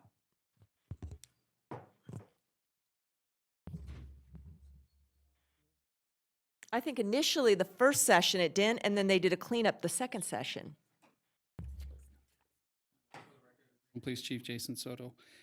Could you repeat the question one more Okay, time? so she has on this expenditure projections, $537,000 for public safety body cameras debt. We issued a medium-term obligation for all those body cameras that you guys got, you know, that the state said you had to get. And then there was, at the same time when they enacted that, I think 2 legislative sessions ago, they put a surcharge on the 911 calls, and then it went to a regional body, and we thought we were going to get money, but then we didn't that first session, but then I thought they cleaned it out this last session, and we can go. Can't you go to some committee and get money for that? Yes, we can, and there is some money from that. You're correct on the 911 funding mechanism and the increase that they allocated to whenever you pay your cell phone bill, and that money does go towards paying for the body cameras. Okay. Are you requesting other things from that money for our purposes? Yeah, we've also looked at, remember we were trying to clear up or clean up the language or have it interpreted for personnel, for some of the personnel Oh, costs yeah, that go along yeah, with yeah. the public safety, the requests Yeah. that come from body camera footage. Yeah, I mean, oh, that's right. But I think it's worth highlighting, we're looking this year, $500,000 for that debt. And, you know, if your committee's meeting between now and May, let's try and clear it out for that, and then that can relieve the debt, you know, the budget otherwise, right? Well, yeah, yes, and we're trying to do that. Understand that it's, Okay. yeah, we are trying. Okay. Well, let us know if you need anything from us, or if the manager needs to talk to their manager, or, Yeah, we've been Okay. we've been staying on top of it, and you know, just to be fair, they have been they being the committee has been very very good about Okay. addressing our concerns. Okay, we'll take the slide in and show them that Reno's having a hard budget year, and we're looking for help on this, Okay. right? Well, and my understanding is we do get some money that goes directly to IT to help manage and maintain the body cameras. I'm not sure if we're actually getting our debt service payment from that. I We'll thought, check, I can check and get you more details exactly how that program. Chief, would you just get back to us so that we understand whether this 537 needs to be backed out of that? I understand from other partner agencies that they are not necessarily getting reimbursed dollar for dollar, and that there is maybe a shortage in the fund is part of the issue. And so we may not get 537.25 back from the committee, but we'll try our best, and you'll work on that goal. And I know Deborah is representing here the projected budget, not the end or actual, and understand the difference. So thank you, Chief, Yes, if you I'll look get you into those that for numbers. Councilmember Breckus and the body. Did anyone have any questions over here? I know that we don't have buttons, so, okay. I think then, Deborah, is that I'm sorry, Ms. Lochner, is that where we are for this portion? Okay. Oh, can I ask one last question on that macro debt issue? We're going to get into sewer fund and we're going to get into redevelopment fund, and those will be the times to understand those debts that were on that big macro slide, right? We will be bringing back redevelopment to discuss with council on March 25th. And if there's specific, if you want to have a workshop specifically on sewer fund or one of the other funds, then I will schedule that. I did not get to the, there will be some data in this presentation dealing with the sewer fund. It might not be to the level of detail you're looking for. Yeah, I guess for me, just feedback, because this is the 8th time I think I've gone through that, is at this pause point, it would be most helpful for me to roll into the funds rather than the departments and have the fund scoped out, particularly, sewer gets most of public works, streets gets most of public works, and then, especially when you're recommending very flat, because that's the big macro. The funds are the big macro on the revenue, and that is the dominating concern to us, almost more than the expenditures, because we're so tied there. So that's how I would, that's feedback to you. Chief, hold on one second. Let me just ask Ms. Lochner something that's, I think, an important question. One of the earlier slides, and I don't want to try to have to drag back into it, but Councilmember Breckus is raising an important point about the way in which revenue funds operate as opposed to a overall macro level look at the general revenue fund. So when you see a debt increasing because we've issued the $55 million for sewer, for example, it makes the slide skewed because it appears to show a significant debt obligation, but the fund itself pays for that. It's on the back of that fund. And so I think Councilmember Breckus raised a good point about the way in which we characterize independent funds, and it may be a greater issue with a couple of the colleagues who have been asking about the Building Enterprise Fund as to how we view it, right? So is there going to be a point in time during the presentation where we look at the funds as opposed to the larger picture? Would it be helpful is ultimately what I'm saying, and I think that's what Councilmember Breckus is really trying to get down into, because the sewer fund on a standalone basis, I understand we took a debt obligation there and it makes the numbers jump significantly, and so then we have community members who are concerned about the financial wherewithal of the city to address additional things, or the Building Enterprise Fund is another example. Does my question make sense? Yes, so the sewer fund bond is actually a general obligation bond. It is just the pledged source of funding to pay for it comes from the sewer bond or the sewer fund, and that's how that works in the state of Nevada. But in some ways, that and the OPEB are artificially skewing the way in which we consider debt, right? I mean, it is not accurate to say that we're. It's not a general fund, a direct general fund obligation, and several of the debt issuances in that chart, while they are general fund obligations because it's a second or third source to pay for it, and they become a general obligation because the general fund is backing them, there is primary source of funding that pays for them that is outside of the general fund. Councilmember Breckus, does that answer the question, or you want to see it? Well, You'd like to see, I think, a little bit more detail of the actual sewer fund itself? yeah, I think, and I appreciate it, and I had forgotten that thing was that weird hybrid, which I mean, those hybrids are really a tough thing. But I do think, I don't know if it's in these 3 days, but in my opinion, If we're going to spend 3 days going through the departments, and I love our departments, I love hearing what they're doing, but we just did a strategic plan and heard about that. We're hearing we're tight. I'd like one day on sewer fund and building enterprise fund, frankly. And redevelopment, that's just where I feel it's always, those are always pushed aside in the CIP. They're always pushed aside last and get short shrift on our budget hearings. Chief Soto, did you want to come back up and address an additional concern? Yes, thank you. Thanks for calling me back up. So just for clarification, because I just spoke with Deputy Chief Benzon, who sits on the 911 board. The medium last legislative session changed the ability for the 911 board to reclassify that debt. So it's all funded by that 911 board. So just so that I have this and I explain this correctly, the medium-term obligation is funded by 911 funds. The last session prioritized those funds by making dispatch services as the most important and personnel is the least important. But the body cam contract is budgeted through the 5-year master plan in the 911 budget. Does that make sense? The money then. For the cameras, it Yeah. comes from that 911 budget. Yeah, so. Yes, So, yes. okay. Yes, to answer your question, So it's yes. just bringing that request to the committee Correct. and, okay, good. Well, that's good. Thank you. Okay, Ms. Lochner, we're going to get into now, as I understand it, each of the varying departmental. So it's the second presentation. Do you need a time to load that up? Maybe while it's loading, can we talk about the overview slide? And I think it'll come up, but this was the one you already showed, which identifies the different departmental ones. And we're doing reverse. Reverse alphabetical order. So we will start with Public Works.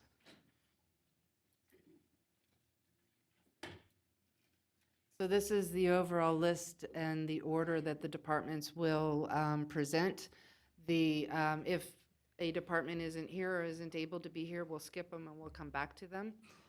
So we will start with John Flansburgh, our Director of Public Works, and he will go through the Public Works slides. If I could have the overhead, please. For the record, John Flansburgh, Director of Public Works.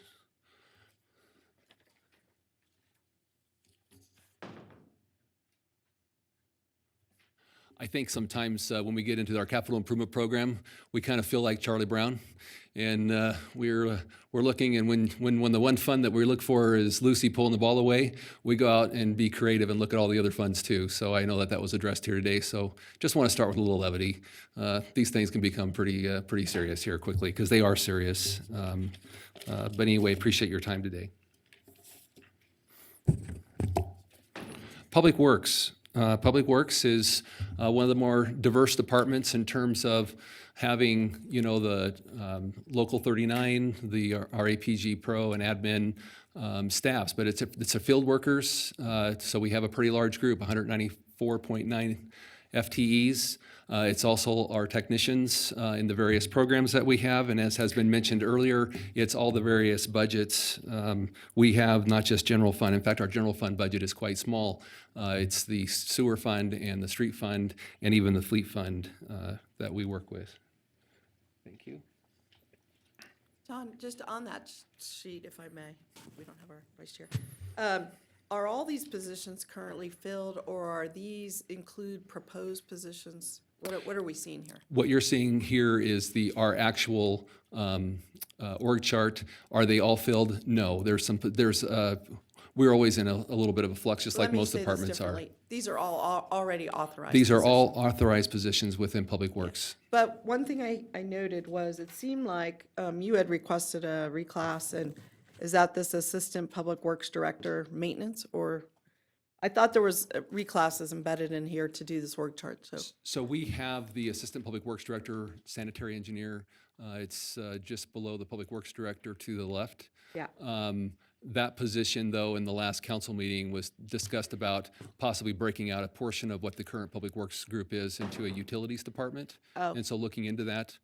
So there are positions here that are not filled. You are correct. Okay. So what we have here is what has been authorized by council with last year's budget and anything that was added during the year, but we have not added any additional needs requests. Okay, got it. Because Thank that you. has not been authorized. Okay. If I could follow up on that also, is I have the item from the last, when we did decide 2 meetings ago to stand up a utilities division. I have that org chart. And I think for purposes of vision forward, I know that we decided that right before that we were made aware that our city manager was departing and our assistant city manager. And that's a tough world because you do want them to, when they come in, to massage the organization how they want. But I think that the council should make a decision to move forward with that plan, particularly in light of what we know is coming down in terms of the sewer obligation. So I would like to have a conversation at the table here that the org chart, the allocation of resources that we go forward is a public works department and a utilities department. I think that's what we did 2 meetings ago, and I think we should continue through with that consistency now. So then later, in your presentation, I'm asking this because I assume it applies to all the presentations. You will have like what is, this is what's authorized today, and maybe later you will have if you add certain people, if you reclassify, if you reorganize, what that would look like. Is that correct? That is correct. Okay, that's all Our I was- additional requests That'd be would great. included. Thank you. And I will let you know that while we got that direction that we're standing up a new department, it takes us quite some time to split out the budget and split out the people and come up with the new org chart. So this really is where we are now, and that we are working on getting that separated out, but it takes quite some time. In addition, the direction was given, but the, to actually create that position needs to be done in your ordinance. So it would be an ordinance introduction and then And that's coming forward. passage. And that's coming forward. Yes, it is. But that's technically what creates that Yeah. position. Ms. Lochner, can I also just say the departmental presentations are all much smaller, and they're usually 5 or 7 pages, so I would like us to try to get through the entirety of the presentations. I know that this one was specific because we've just had this conversation, but I would like to get through all of the presentations as quickly so that then the council can ask questions of the entire presentation, and they're smaller, much smaller presentations. They're limited to 5 pages. Thank you. And a meme. And I mean, I mean, So in Public Works, we have the administration, which is actually very small. We have Capital Projects Engineering. Capital Projects handles all of the capital projects for streets, for general fund, and also for the sewer fund of what I refer to as outside the fence. So if it's inside the fence, it's environmental control and it's our wastewater treatment plants. If it's outside the fence, then our collection system, lift station, those are generally handled through our capital projects group. So our capital projects is vital to the services we provide. Environmental engineering includes also storm drain component as well as our overall environmental compliance, has our environmental control officers who go out and do the inspections on restaurants and hazmat spills and those types of things. Our largest division by far is maintenance and operations. So everything from, our facility maintenance technicians here that we all know and love and keep this building and our creature comforts together for us, to fleet management, overseeing all of the fleet with the exception of fire fleet, and then sewer and storm drain maintenance. And I do want to bring one thing up. I would foresee the reorganization of Public Works with the 2 groups, probably not including the maintenance and operations section at first. That's probably going to be something that would come in, because I think that it's that environmental engineering group that would move under a utilities organization to begin with, but it's also going to probably include that stormwater utility discussion and organizations. That might take a little bit more time. So there's probably going to be, there might be the implementation plan may be more than a couple years. And then finally, our traffic engineering and operations group. Top accomplishments, continuing on our pedestrian safety initiative. And for good news, I was reached out from one of our corporate groups that really wants to look at helping to fund some additional flashing lights within crosswalk locations, specifically to school zones. And so, and they're willing to actually work to get other corporate sponsors to help with that. So we're working on inventory on that, and so hope to bring back some good news to you on that. Again, looking for another football to kick. Hope it doesn't get pulled away from us, right? So the 4th and Stoker Drainage Project, Councilmember Breckus, you had been out there for the ribbon cutting on that. A very, very important project where we had flooding and taking advantage of infrastructure we already had in place when the train trench went in to utilize that to its full capacity. And of course, just another example, the National Bowling Stadium. So I think we have a lot of accomplishments, a lot of things that we're working on. Those are just a few highlights. Major initiatives and strategies. When I look at major initiatives and strategies, these are certainly on the list of things that we're doing, but I see these more tactical. When I look at the big picture, it's really getting, finalizing our sewer plan, which we're going to be doing a workshop. So we'll be getting that set up here to talk. And I think that's when we're really getting into the details on what our sewer plan is and what that looks like going forward. It's looking also at the stormwater utility discussion, and hopefully we'll be able to bring that into the same workshop if it doesn't get too large. Identifying other revenue sources, as we've mentioned, and looking at FEMA grants, and we were the #1 out of the state going forward. So hopeful that we'll receive some funding for the seismic retrofit of this building. And then, of course, pedestrian safety is going to always continue to be on there, but we're also looking at that 2050 Regional Transportation Plan update that's coming forward, and our participation in that's going to be critical to make sure that the goals of the council, that our master plan and those things that we have that we want to make sure are implemented get incorporated into that 2050 plan. Finally, again, this is only the general fund, so it's quite small when you look at the overall budget. It's really downtown maintenance, facility maintenance, and portion of our traffic engineering group that's covered under general fund, and a little bit of our administration as well. So this is what we're looking at overall for here. We're concentrating on the general fund in this presentation. I think it's just probably easier to look at that, and we'll get more into the sewer fund specifically when we do the overall. Our additional requests are broken out by fund. So you'll see the first 6 requests are more specific to the general fund. Our #1 is a project coordinator for pedestrian and school safety. So we've identified that. We did a presentation to council last month and talked about the needs for that. So I won't go into much more detail.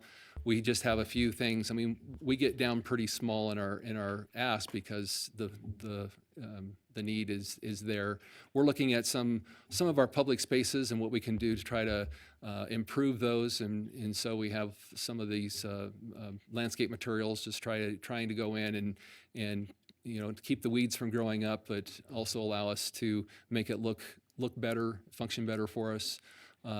We have a need for more help in our facility maintenance group. That group was split by half in the downturn. We have added 1 position to that group since that time, but it was we have 12 technicians now overall for that group. We had a need for a scissor lift potential, so we had that in here as an option. Traffic engineering, we had the project coordinator. We could also use an intern, and so we put in some funding for an intern here as well. And then finally, not that we think that we're going to get it this round, but I do want to make everybody aware, if the P3 project for City Center comes on board and we're looking at making some major improvements there, we will need some additional help in capital projects as part of that project. So obviously, we have not heard or made a decision or anything coming forward, but just in the background, we would need some additional help in our capital projects group for that. Sewer fund, we have several requests. One of the things that we are tasked with is underground service alerts, locations for all construction going in. We have to go out and mark out where all of our utilities, our sewer and our stormwater utilities are. That's performed by sewer and storm drain maintenance, and we're requesting some additional help there in the amount of work that's going on. We're seeing a large increase in those. We have a need in our lift stations. We typically have technicians there, but we're looking for a maintenance worker to help.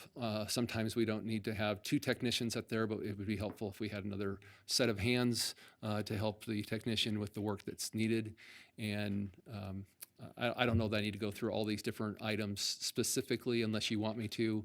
But we talked about some programs in sewer storm. One is they're looking at our capacity and condition analysis, and we're asking for some additional outside services to help to branch that more from just our main lines out to our trunks and smaller lines as well. So we have an idea what the condition and capacity abilities are for those. And then some items for stormwater as part of the stormwater utility or needs there. And as we bring that forward, we would certainly want to discuss that additionally. Finally, in the streets, we do show some assistance there with both on some of the street side traffic, the mechanics. So typically our technicians are funded by general fund. Our mechanics, though they're out doing the work on the actual infrastructure, are funded by street fund. That's just been the how that's evolved over time. They were all general fund. Some of those have evolved into street fund over time. Maintenance worker, additional maintenance worker for special events is included here. A plow attachment for snow removal up in the Somerset area would be helpful to us. And then our last request is out of our fleet fund. We have a half-time parts technician there. We're asking to go to a full-time parts technician within fleets. This helps us because mechanics keep working on the vehicles. The parts tech is able to order the parts and take care of those items so the mechanics don't have to. And so that's our full request here for Public Works. And I'll end there. Councilmember Breckus. Yeah, I mean, when we get to the sewer fund, I really am going to be looking to see, how much we're spending at each plant, how much is going into the system, how much is debt service, what are the revenue projections. So I'll leave all that aside, but that's going to be very important to me. We don't keep the records separate by plant. Well, the JCC is okay. I am very concerned that the distribution system is going to get shorted on this debt fund for the 55 million. And so John Flansburgh has each year shown us in the sewer fund how much he's spending in big dollars on distribution, on the distribution and main system. And I'll just hold that for now. My question is really about these pedestrian bike coordinators. I've wanted to see us have that for a long time. We actually had that, and I think we even had a nice neighborhood traffic calming program at one point. We did. We had the neighborhood pace cars. Yeah, program. sure. I don't think we have the dollars for that out of general fund in any way. So my question to you, consistent with our approach to regional revenue sources, is if you talk to RTC, which gets 38 cents on every gallon of gas sold in Washoe County, to staff that up and assign those people out into neighborhood issues to provide that expertise. Have you had, when you go to the technical advisory committees, have you talked to RTC about building their budget with that expertise? Our discussions primarily with RTC have been more around general funding for regional funding, taking a look at some of the TAP funding, the transportation alternative projects. If there's a place in there, a niche to put in some funding for sidewalk. So it's more of the capital program side of things as opposed to the coordinator. As far as the coordination goes, certainly RTC is more in that planning mode, and so they certainly have the person who's planning for pedestrian and bicycle, and they have their plan. We're talking about also creating a plan for City of Reno and then folding that into the regional plan. But as far as having additional staff that's specifically working on neighborhood issues, I don't believe we have had that conversation. Yeah, I mean, if our policy is maximum utilization of regional revenues to provide the services that are most critical to the Reno residents, I think that is the next jump that needs to happen because we don't have it from general fund, and I see no reason, no problem with why they can't add a ped bike coordinator on assignment to the City of Reno. But I don't sit on RTC. But anyway, thank you, John. Mr. Flansburgh, can I ask a question about the project coordinator? And part of this is, I'm just trying to understand, over the last year or so, we've had a lot of different responses by individual council members as to particular areas within their ward, and they've been awesome. I think I could probably go down the line from each member of this body about things that they have done or are doing about pedestrian safety. Some of them are related to school zones, others are related to just known traffic area indicators. Is this FTE. Is the request here someone who would coordinate those efforts? Because, you know, what happens is people come to the individual ward members or they come to me as the at-large and they're asking for something to be done. And then, of course, we turn around and we go first to you. And I'll tell you, Mr. Flansburgh, it's been really awesome to see you work on these things. I mean, I'll give you an example to the other people here. There was a parent who was concerned about a traffic situation by Roy Gom. I reached out to the ward member and then to you, and you were down there at the actual site of the concern within 45 minutes. I mean, literally, you were there. And so I thank you for that. But is that what you're hoping, is that this person would be able to coordinate all of the various efforts of the members? Because we're all very concerned about pedestrian safety and the built environment. This is something that each one of us takes very seriously, especially because we've had a number of pedestrian fatalities. We've had hit and runs in a very, I don't know, alarming rate in some ways. Is this what you're hoping for with this specific position? Thank you for the question. Absolutely, this is what we're looking at for this. And it's not just the constituents that are reaching out to you directly, it's also all the calls that are coming to Reno Direct. And so as we presented that, it was really looking at that call volume and having the staff and resources to be able to respond, timely and to then gather the resources, whether regionally for some of those needs or through corporate partners, like what was reached out to me from one of our businesses here in town. So Well, I think we have corporate partners, we have Girl Scout troops who are doing Absolutely. things, there are artists. Councilman Dewar's got a really neat one that has involved art and the interplay between art and things. Councilmember Jardin has worked with crossing guards and different kinds of flag systems.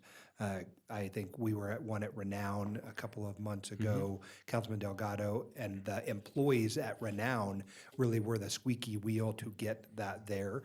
And so this seems to me to be, given the priorities of each of the council members individually, what I'm hoping for is more collective coordination of it so that we are all able to meet the needs of a growing community. and that's exactly what we're requesting. Thank you. Councilmember Dewar. Yeah, thank you. John, is this the year that you're planning to implement the stormwater utility? Is that what I heard? We plan to bring back an item to you on the stormwater utility, and we may do that at the workshop. We're formalizing that agenda because I don't want to bring you 6 hours worth of work for a 2-hour or 3-hour workshop, so. But when you say workshop, I guess I'm not sure what that workshop is. We had a number of items on, I believe it was the last agenda, and we pulled those off. That item was about the, essentially the sewer billing between county and city. And it was thought that it would be best discussed in a special meeting just about sewer. That'd be excellent. So that's the workshop that he's speaking So, of. I mean, you mentioned a number of things here. You mentioned the stormwater word a number of times, and I wondered what is being built in your budget that would speak to stormwater? Like at the end of the day, when I add up a half of this and one of that, do we have 3 people working on stormwater, or do we have a utility director and 3 people, or what do we have? Well, if we take a look at existing staff as Yeah. well as future staff, I would foresee that right now we have basically 3.5 staff members that are working on the director, let's say 3 positions that are working on stormwater currently, and this would be a 4th person here. We would also foresee in standing up a stormwater utility that we're probably going to need some assistance on the administration side for billing. So, Right. So we talked about what that looks like as well. So, Right. and what will happen is we would bring that with you. We'll bring back to you to go out and actually do the final study of of what it'd take to implement the stormwater utility, and then we would want to see incorporated in that rate structure and everything would be the additional staffing needed as we would see it. But you think this fiscal year 2021 is the year that we launch? I think what I would foresee happening is bringing back the proposal for the final the final work and implementation with something going into effect, say about a year from now. Okay. Bringing something back to you towards the end of the year for implementation around say a July 1st date of next year. Okay. All right. And then there are some, I know this is back in the CIP, we've passed that, but at some point I wanted to just register. I too would like to tool through the CIP and get a closer look of what's on the list, because you're totally right. There are things that pop up that we're going to do, but it also speaks volumes if you have something sitting on a CIP list. like I've had in my ward, for example, for flooding. And it's there, at least we know, it's been on there for 4 years, 5 years, whatever amount of time. And we talked about this at the last budget, about putting a date at which it was added to the list, so people know. Those may get overtaken. Like, for example, there might be a specific project and it gets overtaken by a more grand project that's, going to solve several problems, that kind of thing. But I think it would be good to bookmark those things and have them on the list. So, thanks. Okay, any additional comments? I think we're going to take a break here because it's a good way to do it between the departments, and we'll come back. I'd like to say we'll come back in 20 minutes, if I think that's enough ever to get up. And okay, thanks. We'll be in recess.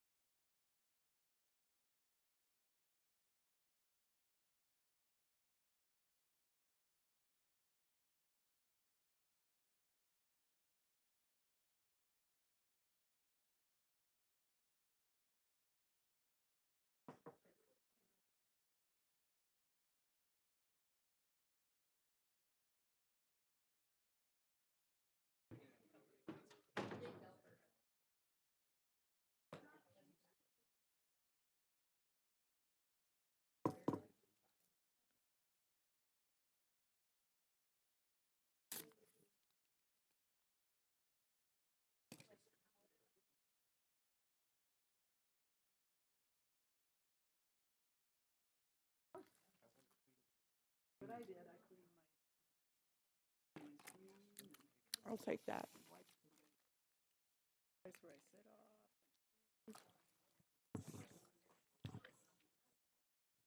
And what'd you say about where you what? Sit?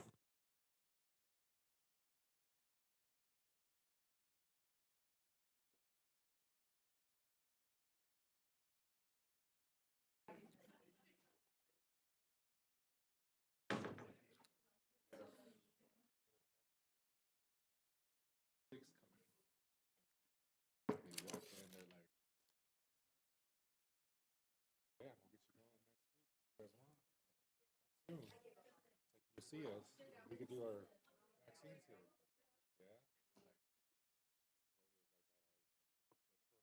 I wish the bus would go up the hill, though. No, it's right there on the bottom.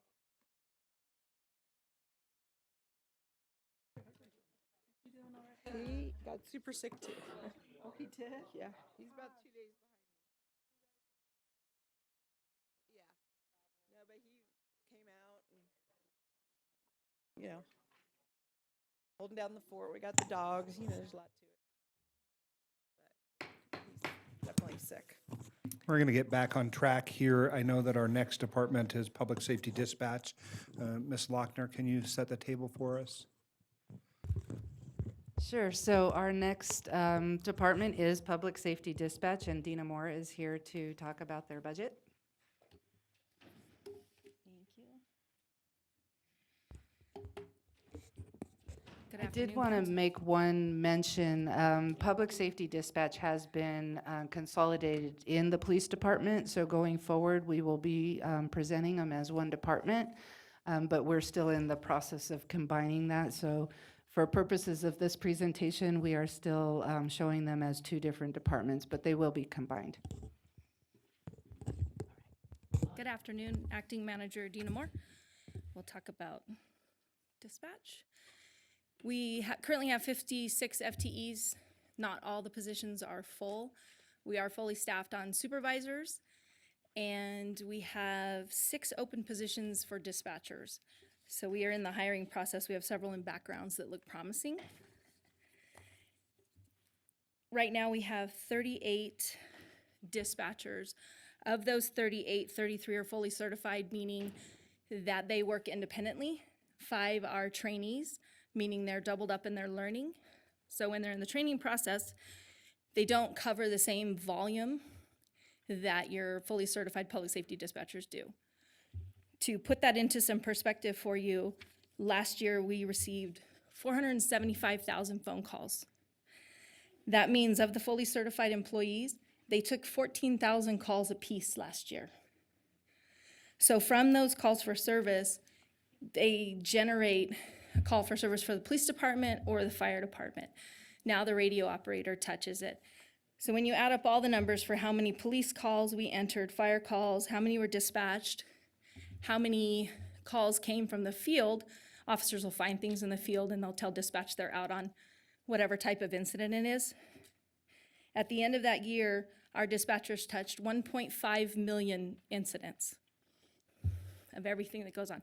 And that's 33 people that are covering the brunt of that service to the citizens. And we posted 10,000 hours of overtime. We worked 9,648.75 hours of overtime. I didn't bring any sick leave numbers for you, however, that has gone down, which is good.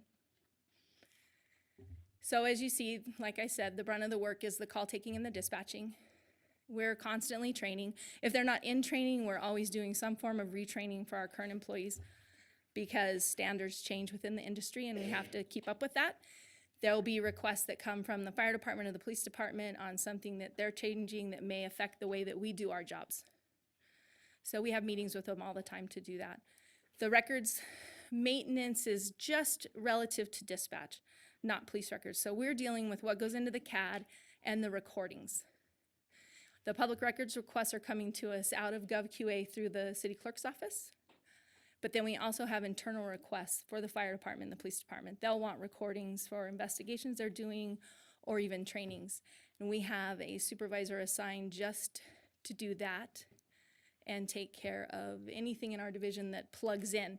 IT is a phenomenal help to us, but there's a lot of troubleshooting that we do before we pull them up to where we are to get their service.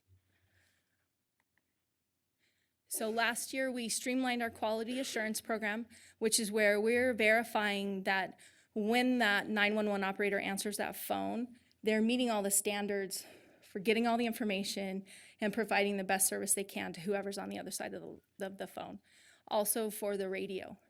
Sometimes when you're someplace long enough, I learned this job 25 years ago, so I will remember an old way to do it and not the new way we just changed to.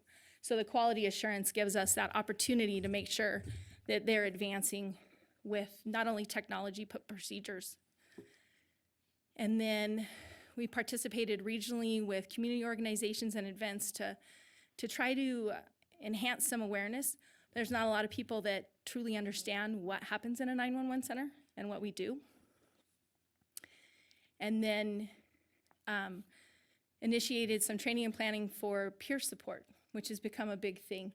I mean, the level of calls that we hear and what we deal with can become emotionally challenging. You know, they'll work 10 to 14 hours a day. And I have a couple of employees that their primary focus is answering 911. They don't get to go to the radio at all. So 10 hours of answering the phone can become a little tiring for them. And then our major initiative is to fill the vacant positions.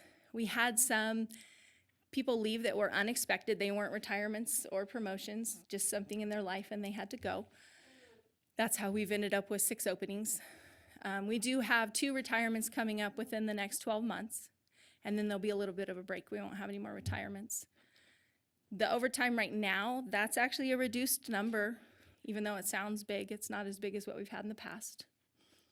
And then trying to accommodate the workloads, because they are changing. We are having more people come in.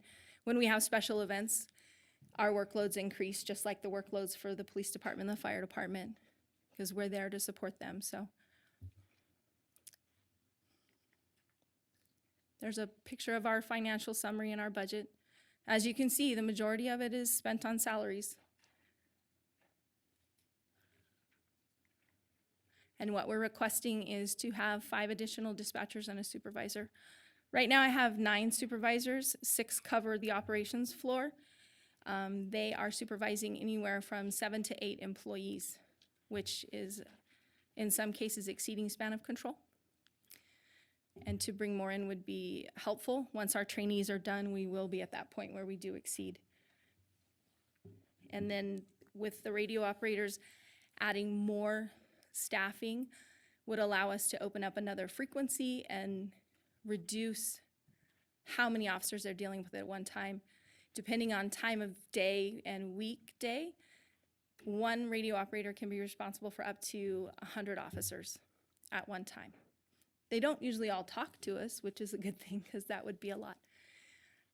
So as the police department and the fire departments grow, their support services need to grow with them to provide what they need and give them officer safety, because they can tell you sometimes it's difficult to get on the radio. So I think that's what I have for you. If you have questions for me. Ms. Moore, maybe I'll start us off. Thank you for the presentation and thank you for the work you're doing.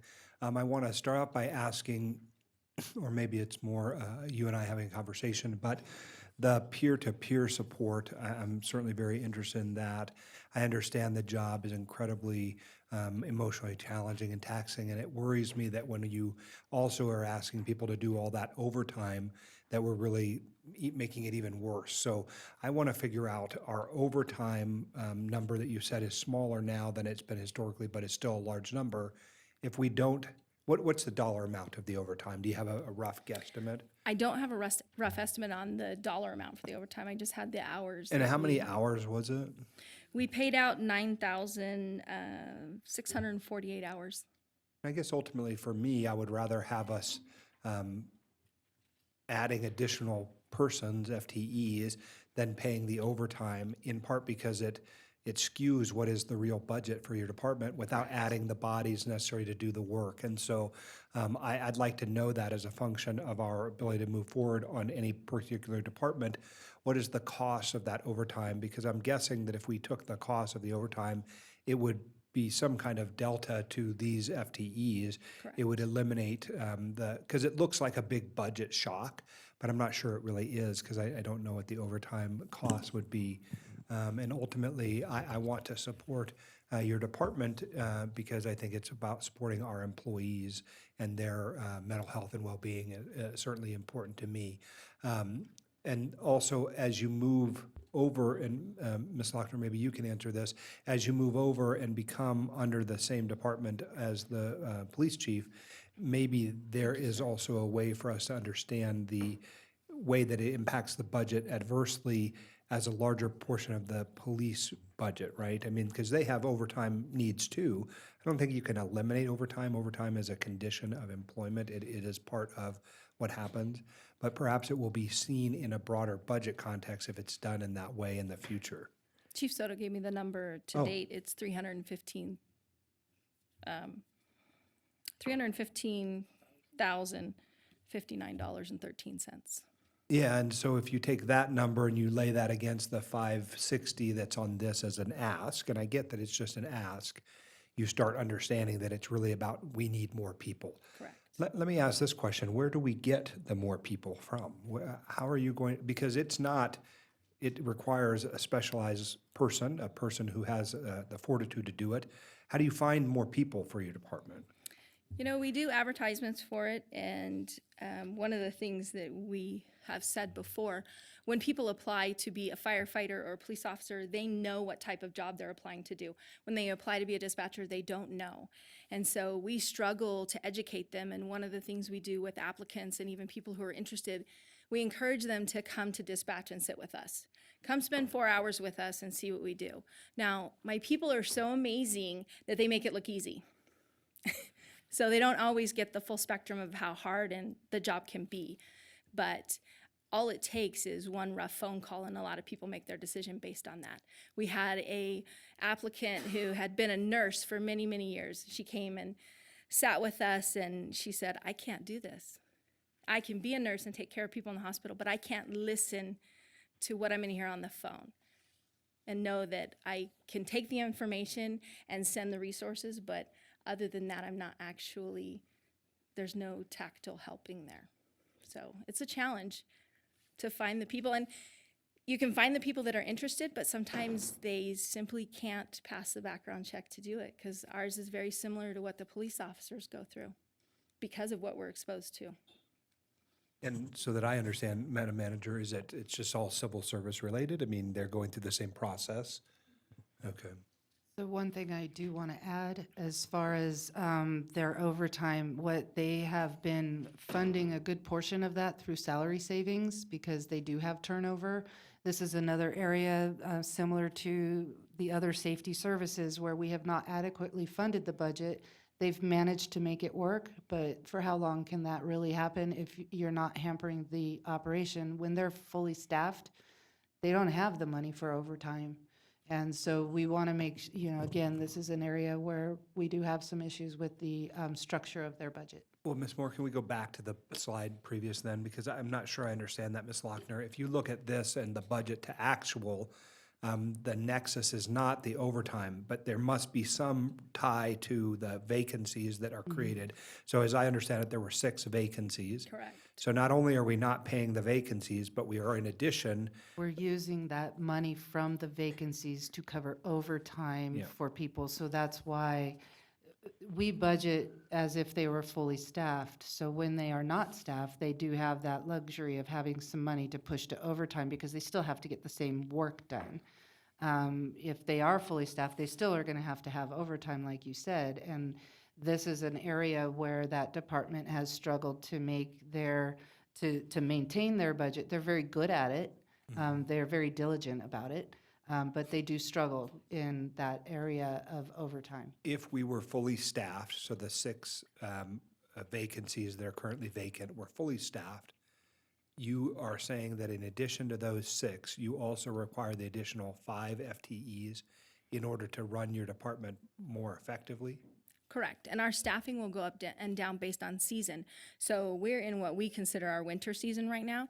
So in the morning, from 9 o'clock in the morning until about 11 o'clock at night, we can function with 4 people answering all of the 911 calls for the region. And then we can taper it down a little. In the summer, we have to have 5 from 9 o'clock in the morning until 1 o'clock in the morning. Because summertime is warmer, we have more special events, people are visiting, more people are outside, it increases the call volume. So that 5th person on the phone is covered by overtime. Because we don't have 5 bodies that can just sit on the phone. So we're posting that overtime to bring them in to cover it. Councilmember Dewar. Just say I had the great opportunity to sit for not 4 hours, but I think I was there over 6 or 7 hours, and really see exactly what happens there in the Emergency Operations Center with the dispatch. And, you know, my theory on this is that there are just some things that are hard to recruit for and have a high burnout factor and that are have a high turnover. And that you've always got to have, there's always going to be a vacancy. You know, there's not such a thing as fully staffed in these kind of places. And you have to prepare for, let's say, a 20% vacancy. And that's why I think this is very expected, what you have here. And you just have to have the authorized positions so you can be continually recruiting for those things with always knowing that you're going to have 4 or 5 short people. That's just, or be short a number of people always. That's just how certain operations go. And when I see 96 or, you know, almost 10,000 hours of overtime, I mean, 20, 80 hours, it's 5 people. I mean, it's very straightforward, you know? You know, for an average person, 2,080 hours.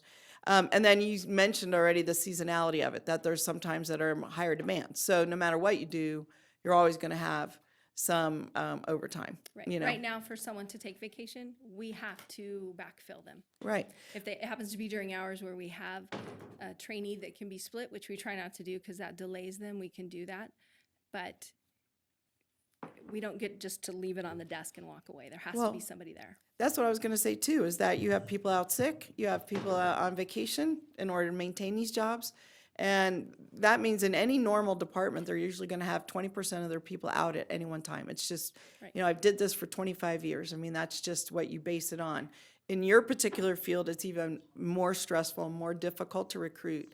And so I do think that, you know, I mean, if there's you know, you already told us there's no way to do anything. But I think that is general. I think in certain areas, we have other kinds of funding and different kind of options available. So it's certainly something I would support. Thanks. One of the things you also don't see is the supervisors who cover the floor shifts. Exactly. If there is a shortage on the floor and we can't get the overtime covered, instead of doing the duties of a supervisor, they're doing the duties of a dispatcher. Well, and that's what I saw when I was with you. I think there were 2 or 3 people out, and there were 2 or 3 supervisors covering those jobs, doing the job. Correct. So, Councilmember Jordan. Thank you very much. I too wanted to just say the work that you guys all do is God's work, and you all do such a fantastic job.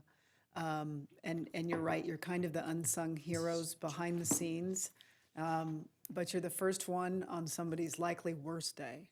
So we value you very much, and Councilwoman Dewar is right that if you're doing the math at the 2080, I just wonder what that correlates into its impacts on overtime, because there will still be a portion, obviously, of overtime. What does this, on average, what does a dispatcher make? They're coming in at, as a trainee in the high $23 an hour. Okay. My topped out dispatchers, I think, are about $38 an hour. Okay. In that range. So. It's just such a noble job and a decent pay amount that I just wish there was a more creative way to let people know about the availability to give you guys some relief and the support that you need. And The police department helps us all the time. Anytime Yeah. we're recruiting, if they have a recruitment fair, we're always there with them. They're always putting that stuff up on their Facebook page and social media and, you know, getting that word out. And sometimes the best dispatchers you find are the ones that are referred from Yes, word of someone mouth within is law always enforcement. Yeah. is always great. So anyway, I think that we as a collective body can help in that. Would like to pursue that to give you guys some relief for a great job. that is so desperately needed. So I just wanted to say thank you for all that you do. Thank you.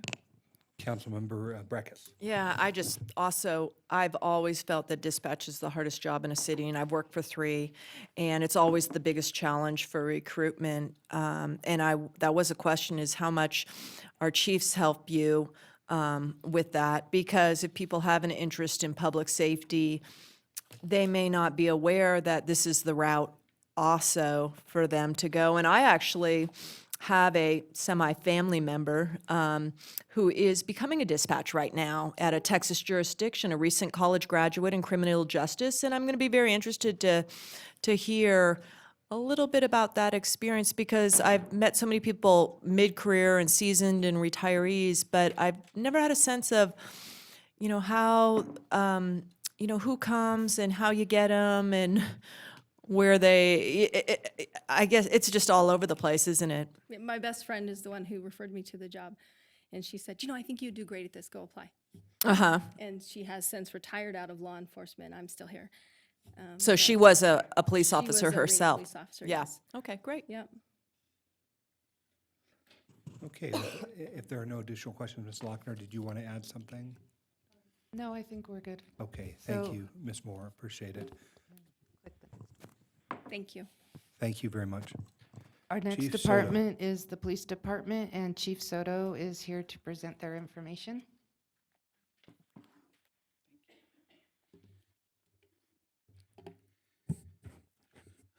Okay, good afternoon. For the record, Reno Police Chief Jason Soto. Before I start this, I really do want to just say, our dispatch and bringing them back under the roof of Reno Police Department and public safety in general was a fantastic, I'm really glad that we did that and bring them back into the family. That was something that our city manager recommended several years ago. And because of that and because of those relationships, the recruitment and all these little efforts that we have become much more easy and much more fluent. So I want to thank this council and our city manager for their help on that. Okay. So Reno Police Department, right, as you can see on our chart here, we have 411, almost 412 full-time employees. Out of that, there's a lot that goes into that, but about 347 of those are sworn police officers. The rest of those would be our support staff. So to give you an idea, if 350, you're looking at just under 70 in terms of support staff. I put an additional focus on support staff because as we grow as an agency in terms of sworn police officers, we need that support staff to help us achieve our workload goals, and you'll see that as we start moving forward in some of these slides. But this is just to give you an idea of what the organizational chart looks like. Oh, also before I get into this presentation, behind me I have Christina Rodriguez, who is our new budget person, and I want to welcome her to our team. She replaced Bridget Pincolini, who retired a few months ago, and she has done a fantastic job in just a short amount of time preparing our department and myself for this budget. And I want to thank Finance for helping her out too, because it's been a lot of work by a lot of different people to get us to this point. So, our core services. There's a lot of different services that we have, so this is just kind of a really, really brief overview. But we start off with our community service officers. With that, I also want to mention our police service specialists. There's a difference between the two. Community service officers are non-sworn officers that go out and handle reports from our public. And they are a fantastic addition to what we do. They're a great complement to patrol. They handle a lot of the paperwork so that we can go out and handle what are sometimes pressing real emergencies. And as you'll see as we go on in these slides, I have asked for more community service officers because I'd really like to see them on all shifts.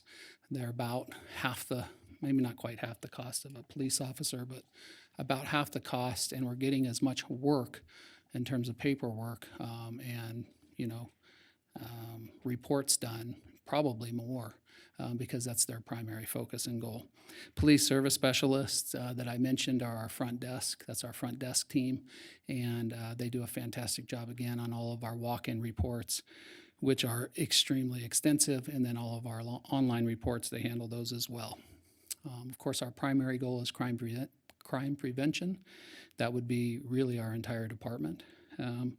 We have on this our downtown core, downtown police. So at the Reno Police Department, we have our north, our south, and our central. Is really how we divide our city. The line being pretty much the Truckee River. And then south, as you know, goes all the way down to Mount Rose Highway, and north goes all the way up to Cold Springs in that area. So it's quite an area of coverage, about 130 square miles that the Reno Police Department covers. And to give you an idea of what that really means, you know, when I started my career, we were at 53 square miles. So Reno has certainly grown as a community. Gang enforcement, our gang team, we have since, it's always been a regionalized effort. We've kind of fine-tuned that effort, and that's obviously a high priority for our department and for our city. Investigations, or our detective bureau. Many different detective, you have sex crimes, you have robbery, homicide, you have fraud, burglary. You can go on down the line. We have a lot of detectives working within our department. Program and service management. We have our records and ID. Again, that's just some of our support staff. Our traffic division, which we've tried to increase in the past several years, specifically our DUI officers, and really try and have an impact on some of these pedestrian fatalities and vehicle fatalities. But it's still far below what we were at many years ago, but we're trying. Our training division, we have a re-emphasis on our training, because I don't think that we can ever have enough training in our line of work. So we are continually training above and beyond what post requirements are for the state. And then our recruiting efforts. In recruiting, we have been putting a big effort in diversifying our department, getting more applicants from female applicants. We've changed some of our testing qualifications so that we can achieve some of those goals. And we've actually seen some really good successes in our areas of recruiting.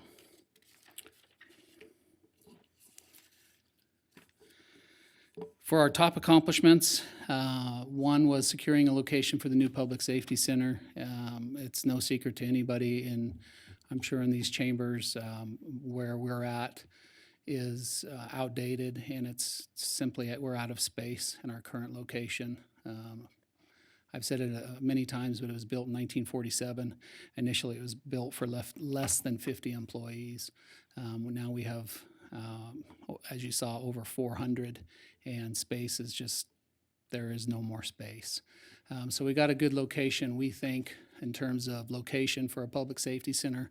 One of the priorities for me was that our calls for service and our response time didn't change because of the location of where we were moving to.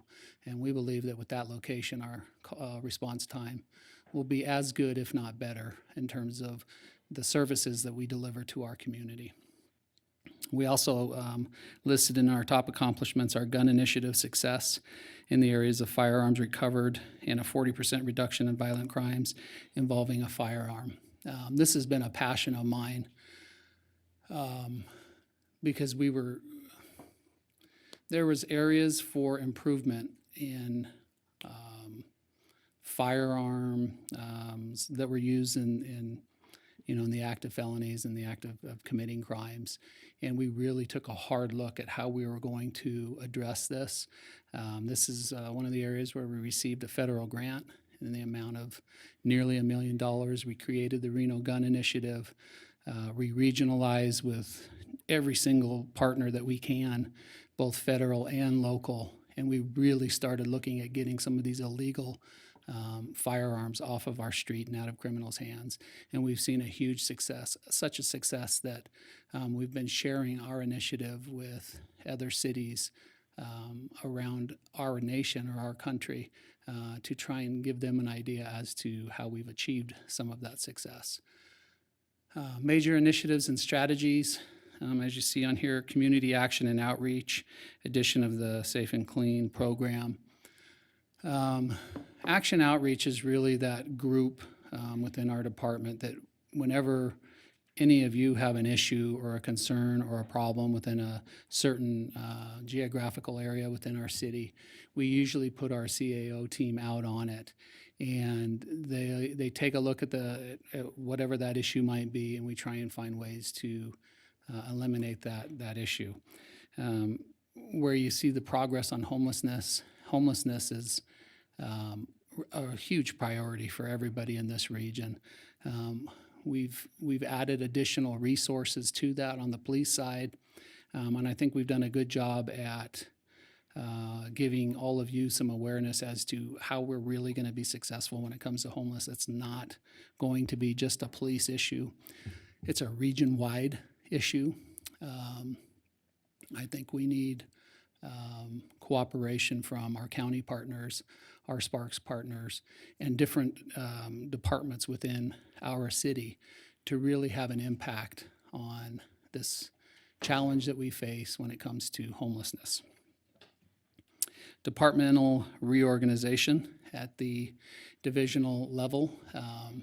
I've been in front of this council several times on what my goals were to improve our exec staff and what that looks like and why that's important for an organization that has grown as much as the Reno Police Department has, and for an organization that's going to continue to grow. You need to have that supervisory exec level oversight so that we can be successful and that we can give all of our police officers, the men and women in blue, the tools that they need and the support that they need to do their job effectively.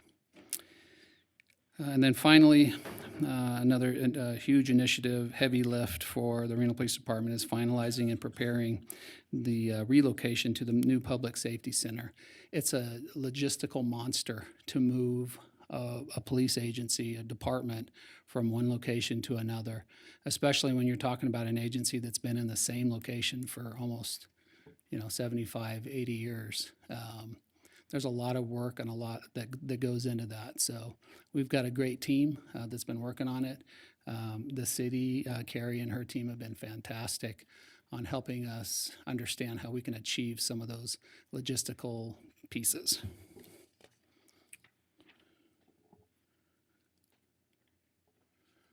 For our financial summary, this just gives you an idea of where a lot of our budget is going to. Salary and wages, $43 million. Benefits, $26 million. Services and supplies, $7 million. That's for the proposed 2021. I've said for a long time, police officers they're not cheap.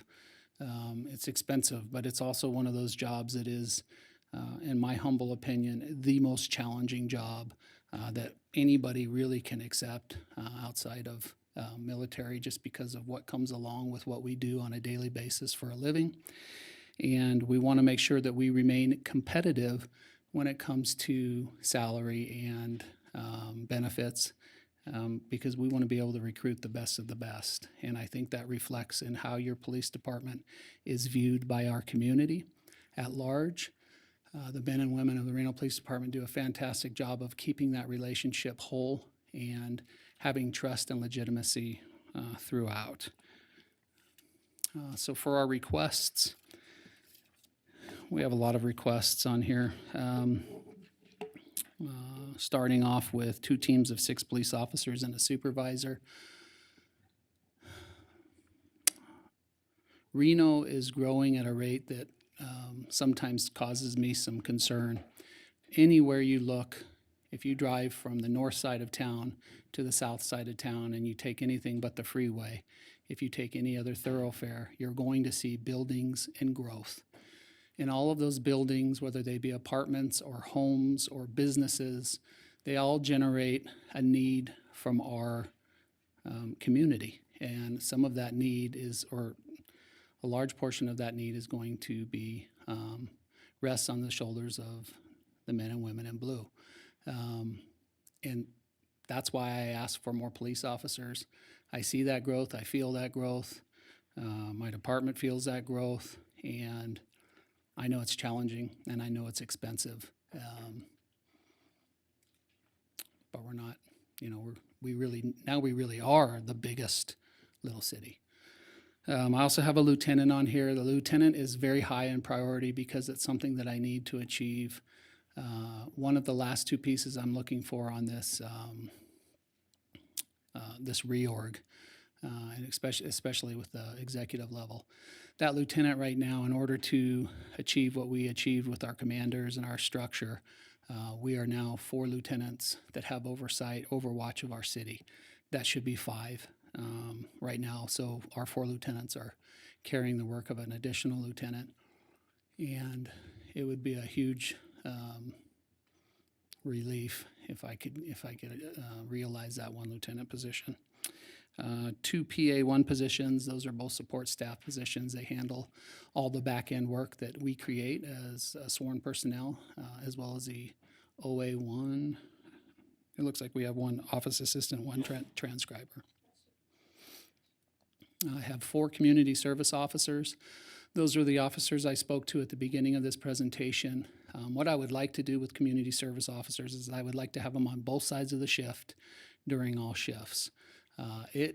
They realize such a high number of reports. We can't say enough about the service that they provide and the work that they do. Below that, priority number 6, we have our victim services, police services manager. That is a position that we're looking at finding another way to achieve that if we have to. But it certainly is something that is a high priority. Victim services for the Reno Police Department. Again, we have a model and how we a victim-centered approach at the Reno Police Department that we share again throughout our country as to how to approach our victims and how to treat our victims with respect and dignity, which is why we've done so much work in this area. Police service specialists, those are the front desk personnel. We asked for 4 positions on that. Those 4 positions, what that would realize is it would allow us to be open during the weekends, which I know has been a request at times from this council. Right now, we're Monday through Friday, and on weekends, it's police officers and CSOs that are answering those calls for service. So that's what that would achieve. We're looking for 1 more position for a crime analyst. That's important because we've achieved a lot of our success because we can't grow with the growth of our community. We achieve that through our intelligence-led efforts. And that's what a crime analyst does, is they identify trends, numbers, data. They crunch it together for us so that we can predict where these trends are occurring. And that's why we've been having such an incredibly high rate of, arresting these before they become huge problems for all of you in all of your jurisdictions. In fact, whenever I send you your data, your monthly data on what crime looks like, usually when you see a spike in your ward, it's because it's a group of individuals that are committing multiple, whether it be residential, vehicle, commercial burgs. We use our crime analysts to identify that, and we usually make an arrest, and you don't see it 2 months in a row normally. So they're a huge boost for us. We have since this request went out, we have regionalized with Washoe County and Sparks PD, and we brought all of our crime analysts together, which will help in this effort, but I don't think you can ever have enough crime analysts for the line of work that we do. And then 1, looks like I don't need to go over the ESRI, and that's what I have in my presentation.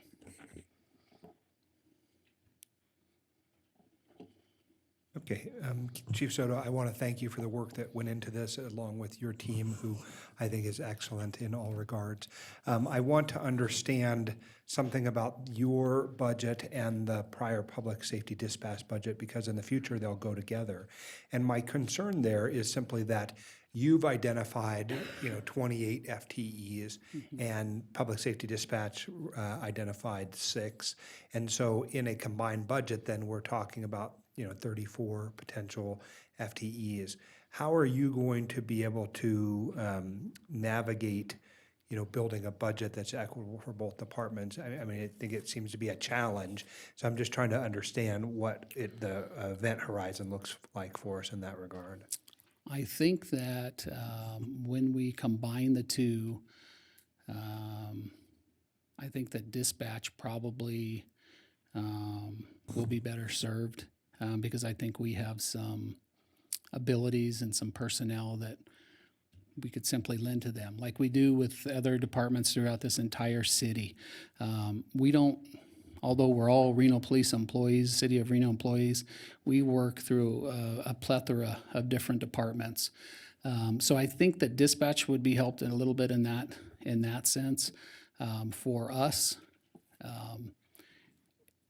dispatch for Reno Police Department and the Reno Fire Department, I'll speak a little out of line for Chief Cochran, but we need a successful dispatch center.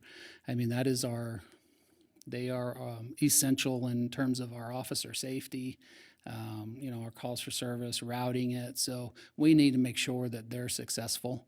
I'm actually looking forward to it. Like I said, I think that when we had that separation of police and dispatch, I don't think that was really good for anybody. Frankly, if I'm being frank about it, I think they belong together. I think that just like you were talking, Vice Mayor, about the recruiting piece and how do you get people to do this line of work. A lot of successful dispatchers are related to police officers or have some type of family history in this line of work. And that's how we get a lot of our candidates. And we have, tools available to them that we should afford them every step of the way. So I look forward to combining the two. I don't think it'll be that challenging in terms of what their needs are, and I'm certainly not going to let our needs impact theirs or vice versa. Let me ask also about the new Public Safety Dispatch Center. Will the location of all people under one roof provide us some cost savings in the overall budget? I mean, I think Ms. Lochner and I talked about this offline too. I mean, isn't one of the goals is to reduce the number of people who are in different areas and bring them all into one place in order to have more economies of scale? Ideally, what I would like is to have them all under one roof. And I'll give you an example that makes sense to all of you as to why that's important to me. I'm not sure when that is going to occur, but if you look at our montage, where we had the montage shooting downtown, it was there was a lot of moving pieces to that. And there was a lot of challenges by not having dispatch under our roof. And some of those challenges that occurred because of that put my officers, the men and women of the Reno Police Department, at more of a risk because we weren't getting the information real time. We were getting it secondhand by that information going back and forth between the street and then back up to dispatch, to a supervisor, then back to the troops. If they're all under one roof, as we've had before, when dispatch was in the fire station, you can have a supervisor right there on scene to delegate some of those officer safety issues where we have to make decisions that are crucially time sensitive. So that's one of the benefits, cost savings wise. I would let Debbie speak to that a little bit on the cost savings piece. If I may, by having dispatch and the police department under the same roof, the dispatch has a very, very, very, very small administrative staff. So they all kind of pitch in to keep the paperwork going. The police department has a much larger administrative staff, as you just saw in the org chart, and that will allow for some of that work to be done by the other staff because it'll be co-located. So that's a big benefit for the department is to be able to use the administrative staff across both functions. And presumably that includes IT services to some extent. I mean, one of the IT things here, it looks like it's captured under IT, but there would certainly be something, I hope, that would benefit that department as well. Correct. Okay. So there are some IT employees in the police department itself, and that help manage their software programs, and that will also translate to helping with dispatch as well. And may I say, what I think is the most important thing about having them all under one roof is the relationship that we have with our dispatchers.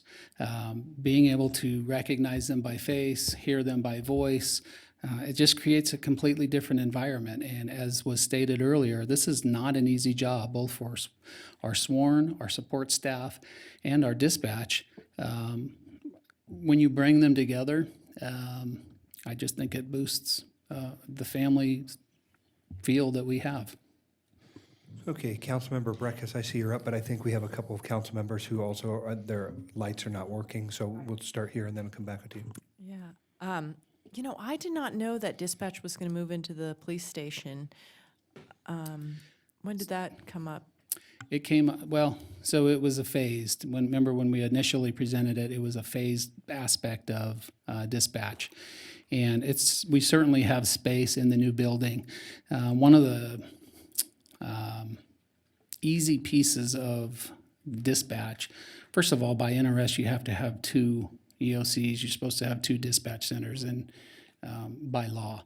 And right now we don't. We kind of use Sparks Dispatch Center as our second, although that doesn't really fit what we're trying to achieve. With the new Public Safety Center and the way that that building has been designed, it's very easy to move the IT tech pieces of it because it goes under the ground rather than what we currently have, which is a huge logistical challenge. But dispatch has certainly been part of those discussions in terms of eventually having them housed out of, because if you go up to their current location right now at the EOC, they're running out of room as well. And we have tried in the past to gain more access to that space up there, which is currently used for the EOC, but we're unsuccessful on that, and we're going to run out of room for dispatchers as well.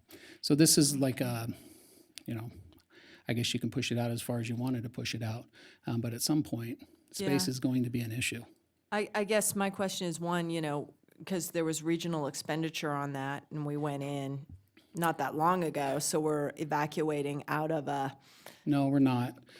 Part of that conversation that I had in terms of the regional approach to it is, and how dispatch works currently, is that we would keep that in place.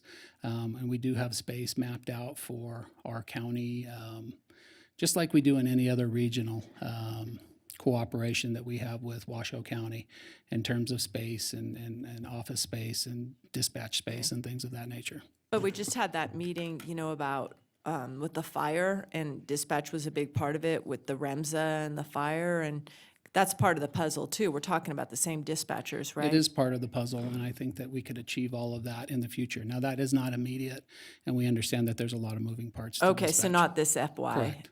Okay. Correct. Okay, thank you. Councilmember Jordan. Thank you very much. I just have a question about time. I think some of us are getting pings on our calendar about meetings we have scheduled at 1:30.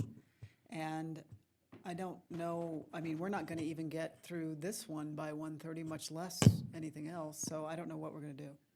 My hope is that we would get through the presentation on the police, and then that's probably a good breaking time for us. For the We'd day? schedule till 1:30, correct. Okay, because I know there's some people here that are likely for some other things. So we're probably not going to get to anything other than police. Yes, that's correct. All right, thank you. And I have some questions here, or Okay. maybe just some commentary. My ward is very, very diverse. I go from your highest call for service, which is our Record Street location, to, as I understand it, your lowest call for service and the safest area in our city, which is Del Webb. a senior community that when I speak with them, that community in particular does have concerns about not having somebody on the weekends. You know, there's always a concern when you don't see a lot of patrol officers, because that does give a sense of security and safety. I try to let everybody know that, well, the less patrol officers you're seeing is probably a really good thing, not necessarily a bad thing. That's a difficult perception, though, for people to kind of grasp. And but opening the facility to file reports for various things, or having a person on the phone even on the weekends, that's really important, because I have heard a lot of frustration with the nobody's there on the weekends. So. And I can speak to some of that. So for the patrol piece of it, we're always there, 24/7, you know, all year long. For the report piece, yes, it's Monday through Friday, and on Saturday and Sunday, if you want to do file a report, either you're going to wait, and if we have an officer that we can send, we certainly will. It's all prioritized by calls for service, or you can file a report online. What I mentioned earlier in this slide, the CSOs, that would help alleviate some of that if we were able to, because that could be mobile report takers, essentially is what they are. Or the police service specialist is listed on number 7 if we wanted to open the station 7 days a week. Okay. We would like to. It's just manpower. I know it's difficult, and I will say this is probably the first year, you know, every year the men and women of the Reno Police Department will always meet the call. You guys always do what's necessary. You always have. I don't often ever hear complaining or anything. This year is the first year I think I've heard you say our growth is becoming a real concern. And I'm going to go back to my statements earlier about maybe looking at some legislative opportunities, what precisely those are, what they look like. I mean, I think we all can appreciate that we were at 14% unemployment, and we value the economic vitality and growth that we've seen. But boy, has that come at a cost. And it's not just on our housing. It's not just on our most vulnerable. It's on our men and women of our public safety that are being stretched. And it's seen every day. And I just, you know, thank you for all that you do. But I feel like the conversations we continue to have at this dais need to be had with this urgency and in-depth discussion with our legislators to see how we maybe help with some of this explosive growth that we're seeing. So I would agree. Thank you. Councilmember Dewar. Yeah, thank you. Thank you, Chief Soto, for being here. As always, very thorough presentation, and you guys do amazing job, guys and gals. I've had a chance to have some pretty close interactions with different of your officers, and I'm always impressed with their professionalism. I've brought up 2 things in budgets for 6 years, and one of those is the staffing for patrol. You were able to increase in South Reno, well, it's actually south of California, all the way down to Mount Rose Highway, from 2 officers on patrol during each of the shifts to 3 this last year, or 2 years ago, is what I recall. And the same, you increased, I think, from 1 to 2 for Ward 4. And I didn't know, with the addition of any of these teams, if you thought you would be able to be adding any more, or what you thought you would be doing with these folks. Well, if we were able to achieve our ask, yes, it would be primarily for the growth that we have in north and south. But there's some challenges also. You know, 1 or 2 of those positions would probably go towards some of our downtown efforts, maybe our CAO team, or even just our downtown teams in general. But yes, a lot of it has to do with that growth. When you think about it, if you have a critical incident in Cold Springs where you need additional personnel, officers arriving, and you have to borrow from sometimes Central and sometimes South, that is a long, long haul from Mount Rose Highway to Cold Springs. Now, they'll get there, and they'll get there as efficiently as they can. But sometimes that's what happens, especially when you have a critical incident, which are the most trying types So of incidents. is it a goal then? I mean, I'm not wanting to hold you to it right now, but I just wondered what the goal is. Are you hoping to, on some shifts, increase the patrol numbers? Oh, absolutely. Okay. Yeah. The other thing I brought up, same as Councilwoman Jordan just mentioned, I think every budget was getting the main office open for weekend reporting, because we have, we have a growing percentage of senior people in our population that aren't as good at doing things online. And for historically, we've had where you enter online and it just goes to a dead end and a police officer has to enter in data to another database. So my question's twofold. Have we solved that problem of transparency between the two databases? Do we think we're going to be able to open up the office? Even a Saturday would be a start. And then I'm going to just ask these and then let you answer. You mentioned female officers, and you didn't show any percentages. You're only given 5 slides. But I just wondered, have we made progress in recruiting either female officers or minority officers? And how are we measuring that? So. Okay. Okay. So I'll start with your last question. Sure. In terms of the diversity. Yes, we have made huge progress. And how do we measure that? We measure that by, well, if it's a female officer, obviously it's a female officer. So we look at those numbers and we look at where we were 4 years ago. That's really the baseline that I've been using. That's when I started Could having we just get conversations here. that so you don't have to go all into Sure, it? yeah, Could we have just that. get some I believe it's information? online too, if you want to go to Okay. redompd.com, our numbers. If not, I'll make sure you get those, Okay. those statistics. In terms of opening on Saturday. Yeah.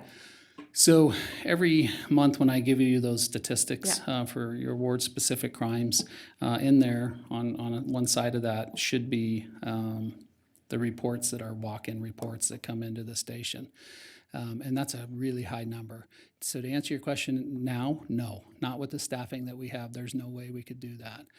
There isn't. There's just too many reports that they're handling from walk-ins and from our online reporting. If we had additional billets, if we had additional bodies, which we asked for 4, then we could. If we didn't get 4 and we got 2, we might be able to look at a Saturday type of coverage. And then what was your third question? I'm sorry. It was about the, sorry. No, the women, he's going to give me the data.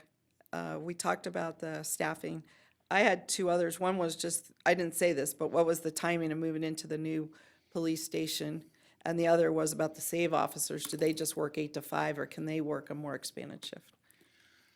For the SAVE officers, I prefer that they work the 8 to 5 shift, just because that's a tough job too. The reason I'm asking on that is that a lot of times they help us with speeding enforcement, and a lot of the speeding issues happen like from 7 to 9.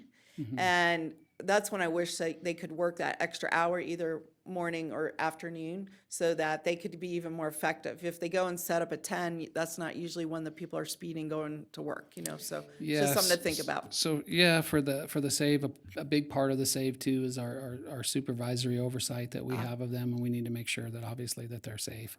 And so it's challenging, but I can certainly look at that piece. And then I'm sorry, you had Yeah, another that one. was the timing of Oh, the moving in. timing of the building. We're looking at the initial phase. Let me think. I want to say January of 2022. Okay, Yeah. Yeah. okay, a couple years. Late 2021, January 2022. All right, thanks so much. You're welcome. Councilmember Weber.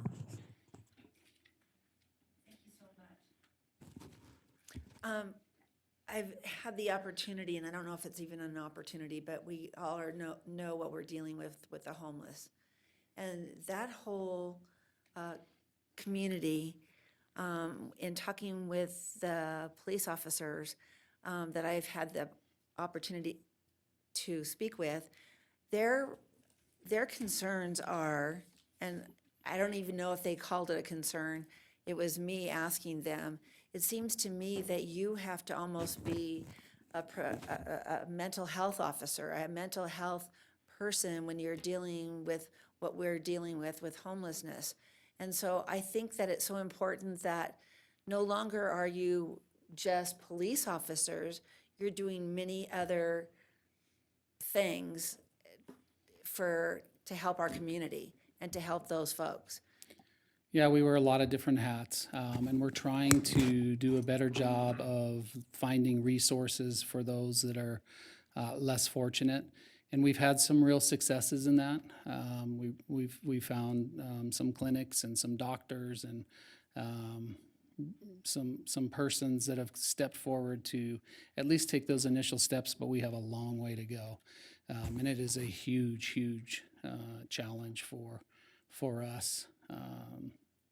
And we do, because this is an issue that wasn't around 4 years ago. No. Like it is today. No. And as it progressively gets, there's more and more people coming in and being in this community and choosing to live that lifestyle is what they're choosing to do. It just seems to me that all the more reason to have more officers. We need them. Yeah, and I would agree, but I also really want to emphasize that this is an approach that has to be done regionally. We have to get assistance from Washoe County. We have to get assistance from Sparks.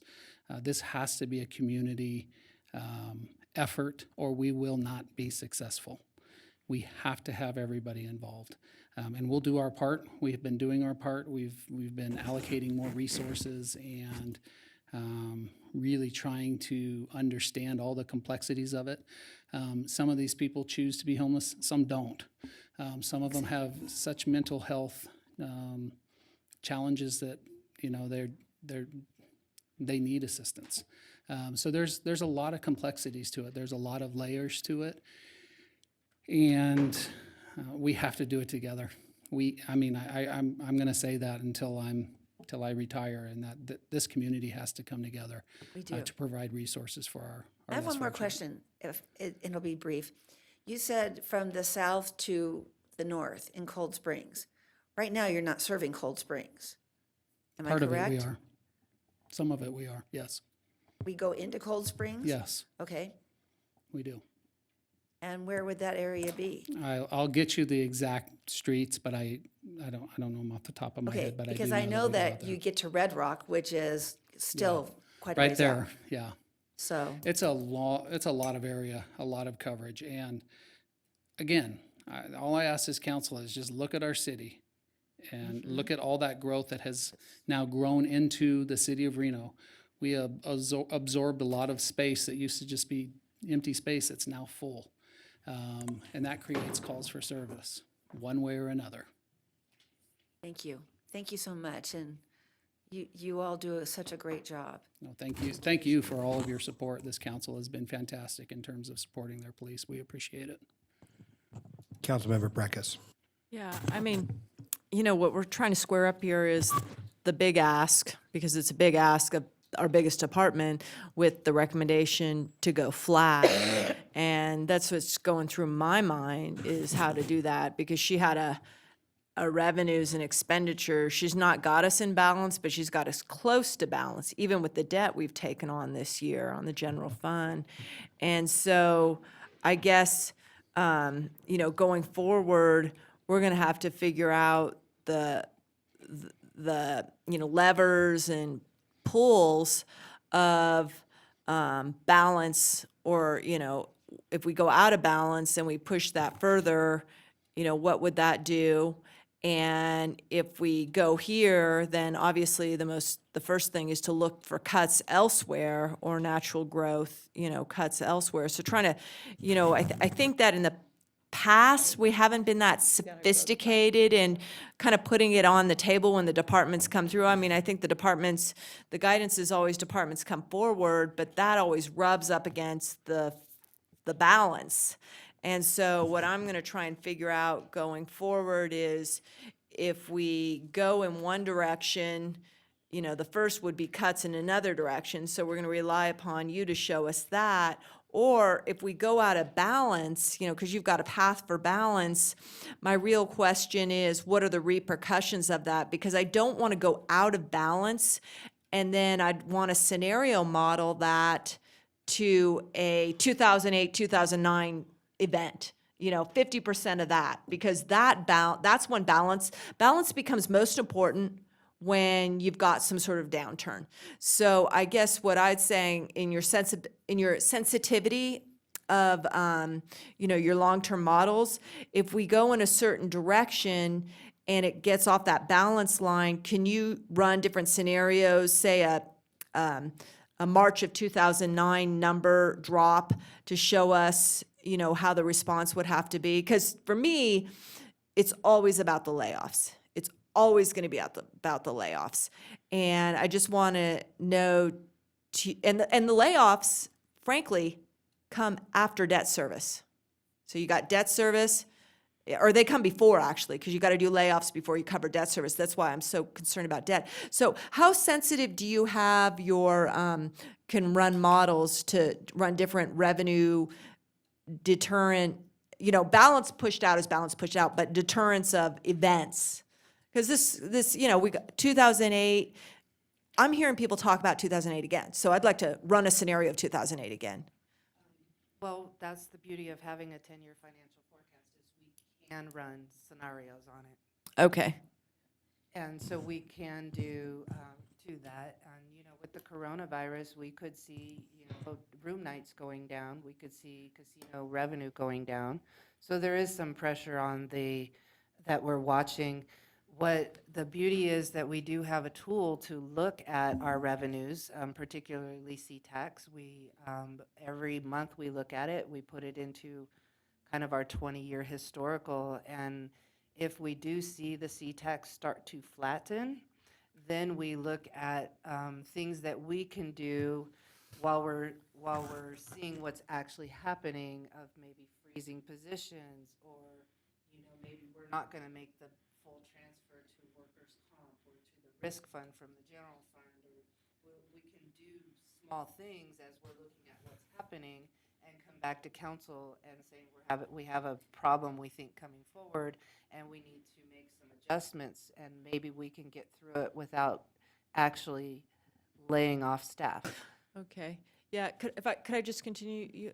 What I would like is a scenario of, say, give him 50% of what he's asking for, but also on the revenue side, run for me. We all know 9/11 took the room nights, and March 2009 C-Tax collapse. Run me half of that scenario, for example, and show me up in the budget against your recommendations, half of what he wants, maybe 10% of everything else, and just kind of show us what the combination of the growth that's being asked, an event, which is 9/11, C-Tax collapse at some level, and what that does, and what choices would be put to this table in terms of what you just said, in lieu of layoffs and then layoffs. I mean, I really do, this is modeling, this is scenario modeling, which I think is what sophisticated budgeting do. And I'd love to see that, some scenario run like that. So I can certainly run a scenario in the 10-year financial forecast with what we have now showing if we had the drop in revenues, with not adding anything to the budget, because we don't like to actually, we can put it into there, it'd be just like below the line, because our forecast is the things we know, and then we can run scenarios off of it. So that's not a problem. I think it'd be impactful just to look at the drop in revenue and see what that does to the 10-year financial forecast, even if you don't add anything. It's just going to be worse if you add more expenditures. Councilmember Jordan. Thank you very much. Madam Manager, can you remind us what our top 3 strategic plan priorities were? They were Homelessness, public safety, and fiscal stability, I believe. No, it wasn't. Affordable housing. Affordable housing. That's 4. Yeah, That's fiscal stability wasn't one.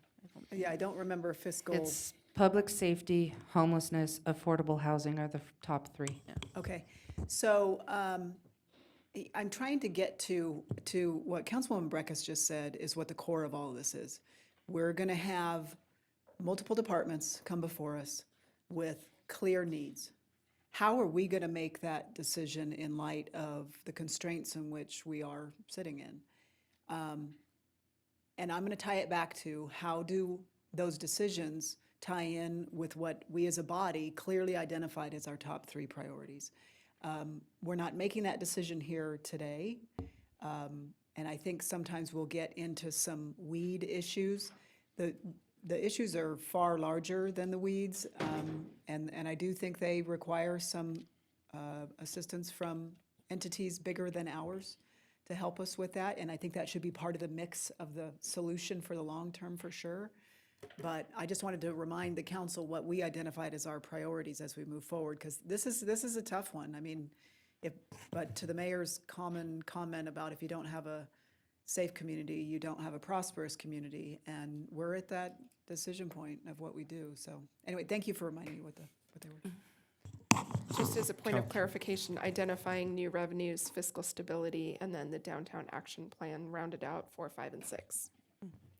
So that is the issue that I wanted to speak to. I don't think we should leave this issue, call it not the 800-pound gorilla, but this mysterious elephant, the 800-pound elephant in the room, which is that we have some huge demands and we do not have the resources. And last year, what we did in the last session was as a last ditch effort, we went and asked for a version of a public safety ballot initiative.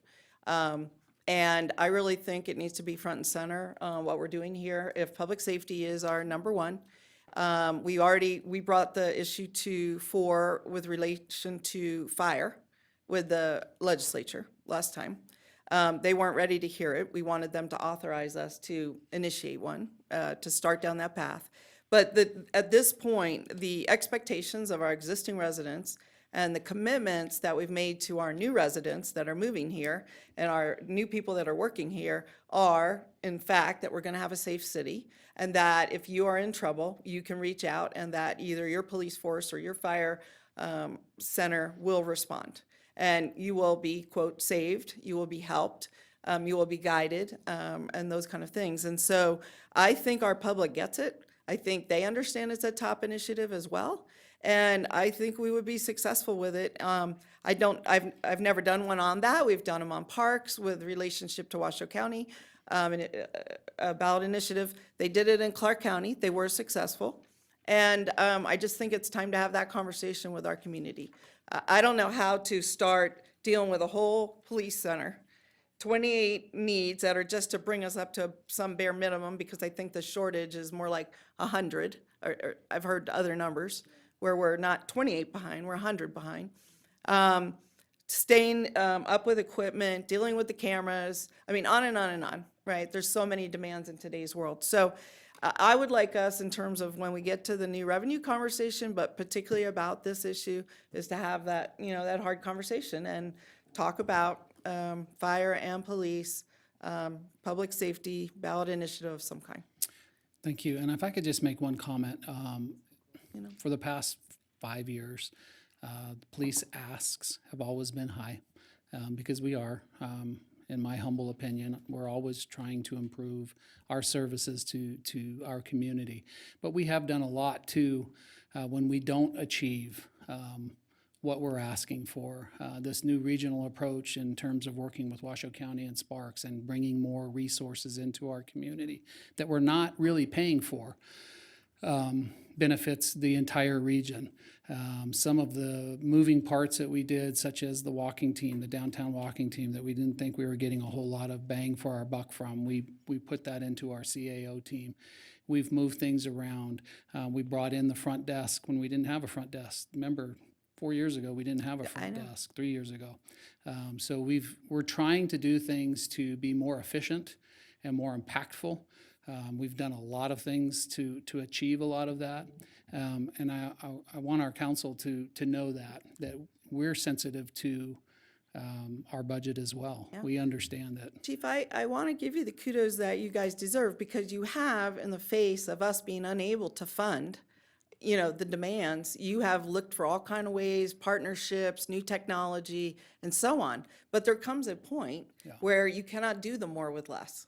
And I love your suggestion of finding dedicated revenue and dedicated funding. We have been talking about that for a long time. We've attempted in the past, and we came up just a little bit short, but it's certainly something that I'm passionate about and that I will certainly explore and see what we can do. Let me put it a different way. Okay. If there was a lot of community tension with our police force, this would likely be unsuccessful. In contrast, we have a lot of community goodwill with our police force.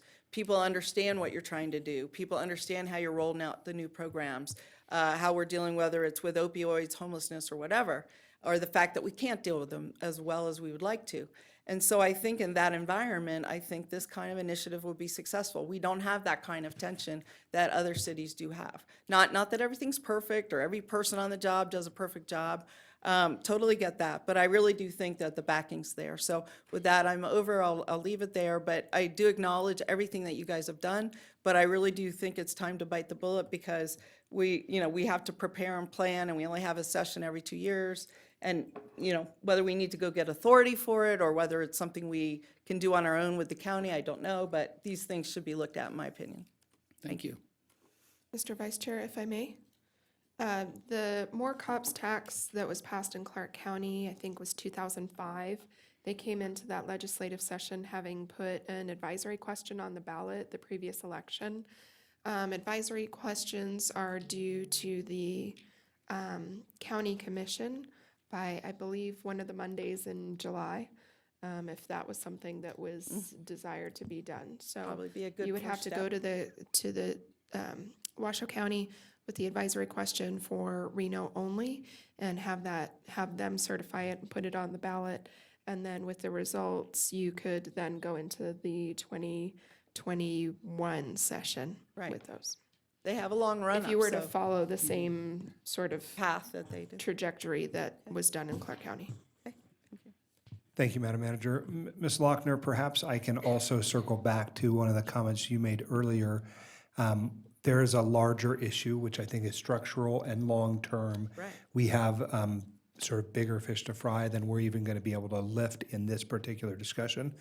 But I do think that it's worth mentioning that you talked about kind of what I'll call good governance, the general idea of inching towards our fund balance being at the higher level in the 16 to 17% range, according to the statute. You talked about the payments that we transfer to workers' comp or risk or all these different things.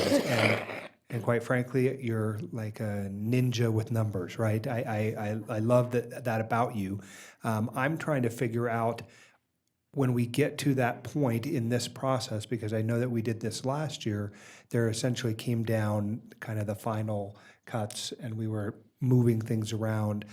I need to be able to see some of those things. So while you've prioritized a greater goal towards, we'll call it maybe rainy day fund, or we'll call it making sure the workers' comp piece is whole. In the short term, we may not be able to do those aspirational goals. And so I want to make sure that if the body's priorities in our planning session were public safety, for example, that we prioritize those above the other things. Does that make sense? And we've done that in the past with this budget. We have not funded workers' comp or the liability funds at the level, or even OPEB at the level that we should. But again, And that is everything catches up to it's you all- eventually, right? Yeah, It's it's all a not- balancing act.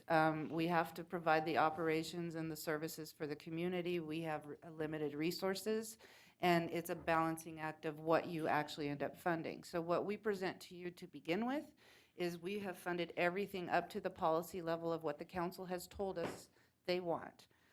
If there are initiatives that the council feels very strongly about, we will go through the entire budget and look at where we can move things around in order to meet those initiatives. Just because we're $1.1 million short of balancing, that's a very small number. I essentially consider that balanced at our status quo. If there are additional things that you really feel strongly about, we'll figure out how to make that happen. Well, I think you've been able to do that for us in the last, 2 years on priorities, right? And we keep adding to it, we're doing that. I think ultimately this body has been very receptive to being good stewards of the money. All of us are challenged with that. There's not a person on this body, I don't think, that is out there free spending and just going to town on anything. We are trying to find a way to grow the pie because we observe that there has been both a historical and structural paradigm that has left us where we are today. And we can only stretch the blanket so far, right? And so I thank you for the ability to see through those things and also to help us to identify the components, because when we value one thing, at times we're having to value something less. And those are the hard choices. And Councilmember Dewar is absolutely right that we have to, I'd rephrase it in a little bit different way, but our budget reflects our values, and those are the things that are informed by our citizens who vote to put us here. And so in that regard, I think you're doing a good job of helping us to identify those values as it goes forward. Councilmember Breckus. Yeah, I mean, I just, you know, the geographic nature of the coverage for police and fire has been a driving force for me, and that's why I personally appealed the subdivision for Stonegate, because I didn't feel that the statute finding of coverage could be met. I still don't. That's why I opposed some of the annexations up the hill and why Verdi's been a concern also. And I also felt that it was in conflict with our master plan, which is get the policies to bring the infill in. And why I've advocated for a North Valley's plan update, a Verdi area plan update, and I think we need to look at the Southeast plan area, because I think you need to look very specific. And when you're reaching out this far, your growth is so sensitive to these coverage components. But this concept that the manager is mentioning about going for an advisory question, I think if you're going to lead with that, you don't do these out of balance things like the workman's con or whatever. You leave this budget sewn up with this hole, which is very painful. Because if you go to the voters and they see you've each year been able to make it go, and then they grant you the money and that money goes in and fills workman's comp, it's probably not going to be a true analysis. So I think we need to, Yeah, I understand that you would have to put out there what you're paying for. Yeah, The gain Yeah, that you're yeah, getting, whether it's yeah, equipment, firefighters, police officers, save officers, Yeah. opening the police station opening Saturday the and pol- Sunday. Exactly, opening the police station. And so I think that if you're going to go with that as a concern, it really is going to be a driver of how you deal with these requests here now. And frankly, I feel it's time to level with the public. I'm sorry, I can't, that message really is not out there because, and someone said it last week, the economy's good. They think it translates over, but it has not. And then you have growth on top of that, which is a driver of budgetary demands. So, but this request, I guess if that's going to go forward, the request for information from the budget team is to show us what that looks like. I think, timing and everything, because I don't really understand how that process works. I've never seen that happen here in Northern Nevada. I think we have some sort of override on the books that expires in some point, but anyway, so that would be a budget request for more information. If there's nothing further from the council. Just to deal with this kind of situation, we have to grow the pie. I mean, we can't live within these limitations and have a, 50% increase in our residents, and just say we're all good, because we're not. The quality of service isn't there. Your people are stressed. The dispatch is stressed. We're stressed. So I would just say, let's take a hard look at it this year. I think we also all recognize that because of the quality of life being so high here, people want to live here. Right. And so we aren't, barring the door. People will come here whether we want them to come here or not.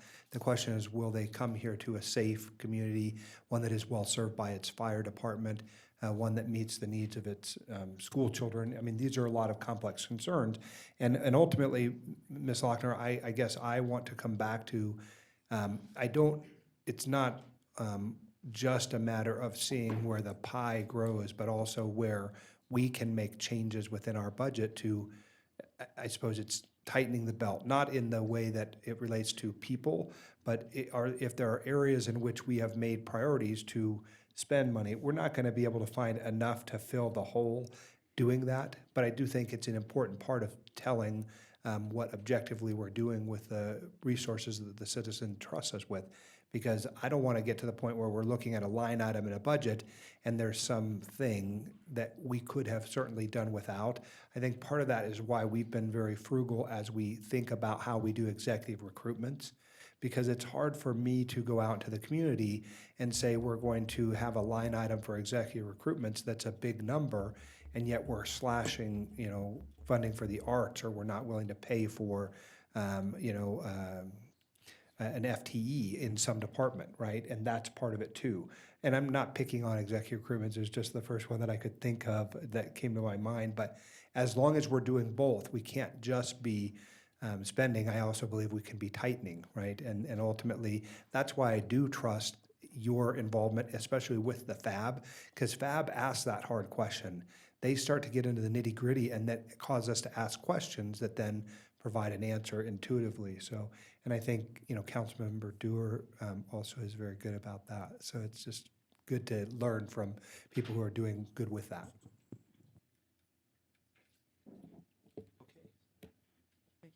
I think we're at the point then where you've answered our questions, Chief Soto. Always a privilege to spend the time with you. I'll bring it back to the body and to our city clerk to see where we are in the process. For today, that means we've gotten through the presentations on Public Works, Public Safety Dispatch, and Police. So we've done 3 of the ones that we have to get done. I will say for the folks watching at home or in the audience, we have a couple more that are smaller, so they maybe involve less discussions. But how are we doing, Ms. Lochner, in terms of the overall time that we've allocated? Will we be here tomorrow for 12 hours on budget workshop, or how will it be? No, I believe we can stick to our 10 o'clock to 1:30 for each of the 3 days. You keep in mind that a good portion of today was just the overview of the budget, so that took up a bunch of time, and you have talked to 2 of your largest departments, Public Works and Police. And are we in a position to tell the departments that they'll be going tomorrow? So I don't want to have people who aren't going to go to Thursday, that we know will not go to Thursday, have to be here waiting. I know that was a concern earlier, is that we're trying to make our staff's time be used appropriately. Can we just make sure we're trying to allocate time-wise who's going? We are doing our best on that, and again, it really is as quickly as this body goes through their questions, and we want to make sure that all your questions are answered, that you thoroughly understand what's going forward from each department perspective, and that if they're not on the right track, you give them the right direction. So, but like you said, there's 2 more large departments, and the rest are all small departments. And some of them we can go through really quickly because they have very small budgets as well. And some haven't even requested additional items for their budget, so. Okay, keep us on track if you would, please, because I know that tomorrow afternoon we'll have to transition to our general business meeting, our regular Wednesdays meeting, so. Sure, Councilmember Breckes. And then under that scenario, when will we go over the CIP, the building enterprise, and the sewer fund?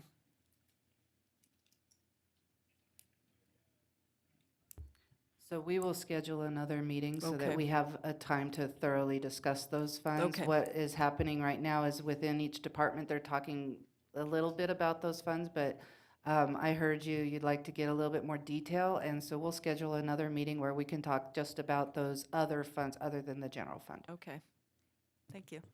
And I do want to tell you, in the binder, there is a section for CIP that has all the list of the projects.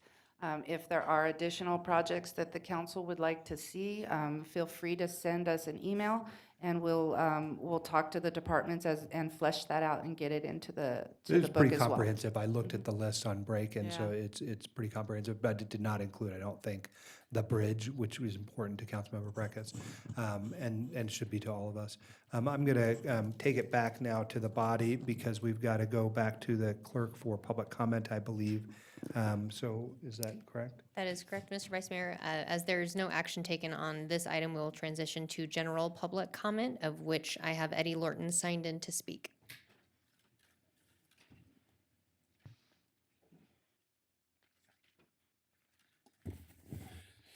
City Council, I'm Eddie Lorton. When it comes to budgets, I would like to make a few suggestions here. I know it's going to be hard to fit in 3 minutes, but I'll go for it. Okay, we ended up per the state constitution too, we're supposed to have a balanced budget, so I hope we keep that in mind. And then after that, I was looking at when they were going to raise, like Naomi's question, that was a good one, on the 5.5% tax increase and the 4% for the C-tax, if that's going to happen like overnight or if it's going to be when you buy or sell. So I did have that question to think about. But also, I have some other things here to where, let me see, at any point in time off the room tax, we can consider doing a resolution, and we are prioritizing when it comes to budgets. That's what every good business or public agency should do. And when it comes to that, at any time, we could do a resolution to not give all this money to arts through the room tax and prioritize it like on police and things that we need at this point in time. So I hope we consider that also. Then, now let's get to number 2. I'm trying to summarize this quickly. Now, at $3.6 million we gave out of our sewer fund over to the Park Lane Mall project. I hope we don't subsidize billionaires and keep doing these things in the ballpark as well. So it's not about giveaways here. This is nut cutting time, as they say in the cattle industry, when it affects you the most during budgets. So something to think about.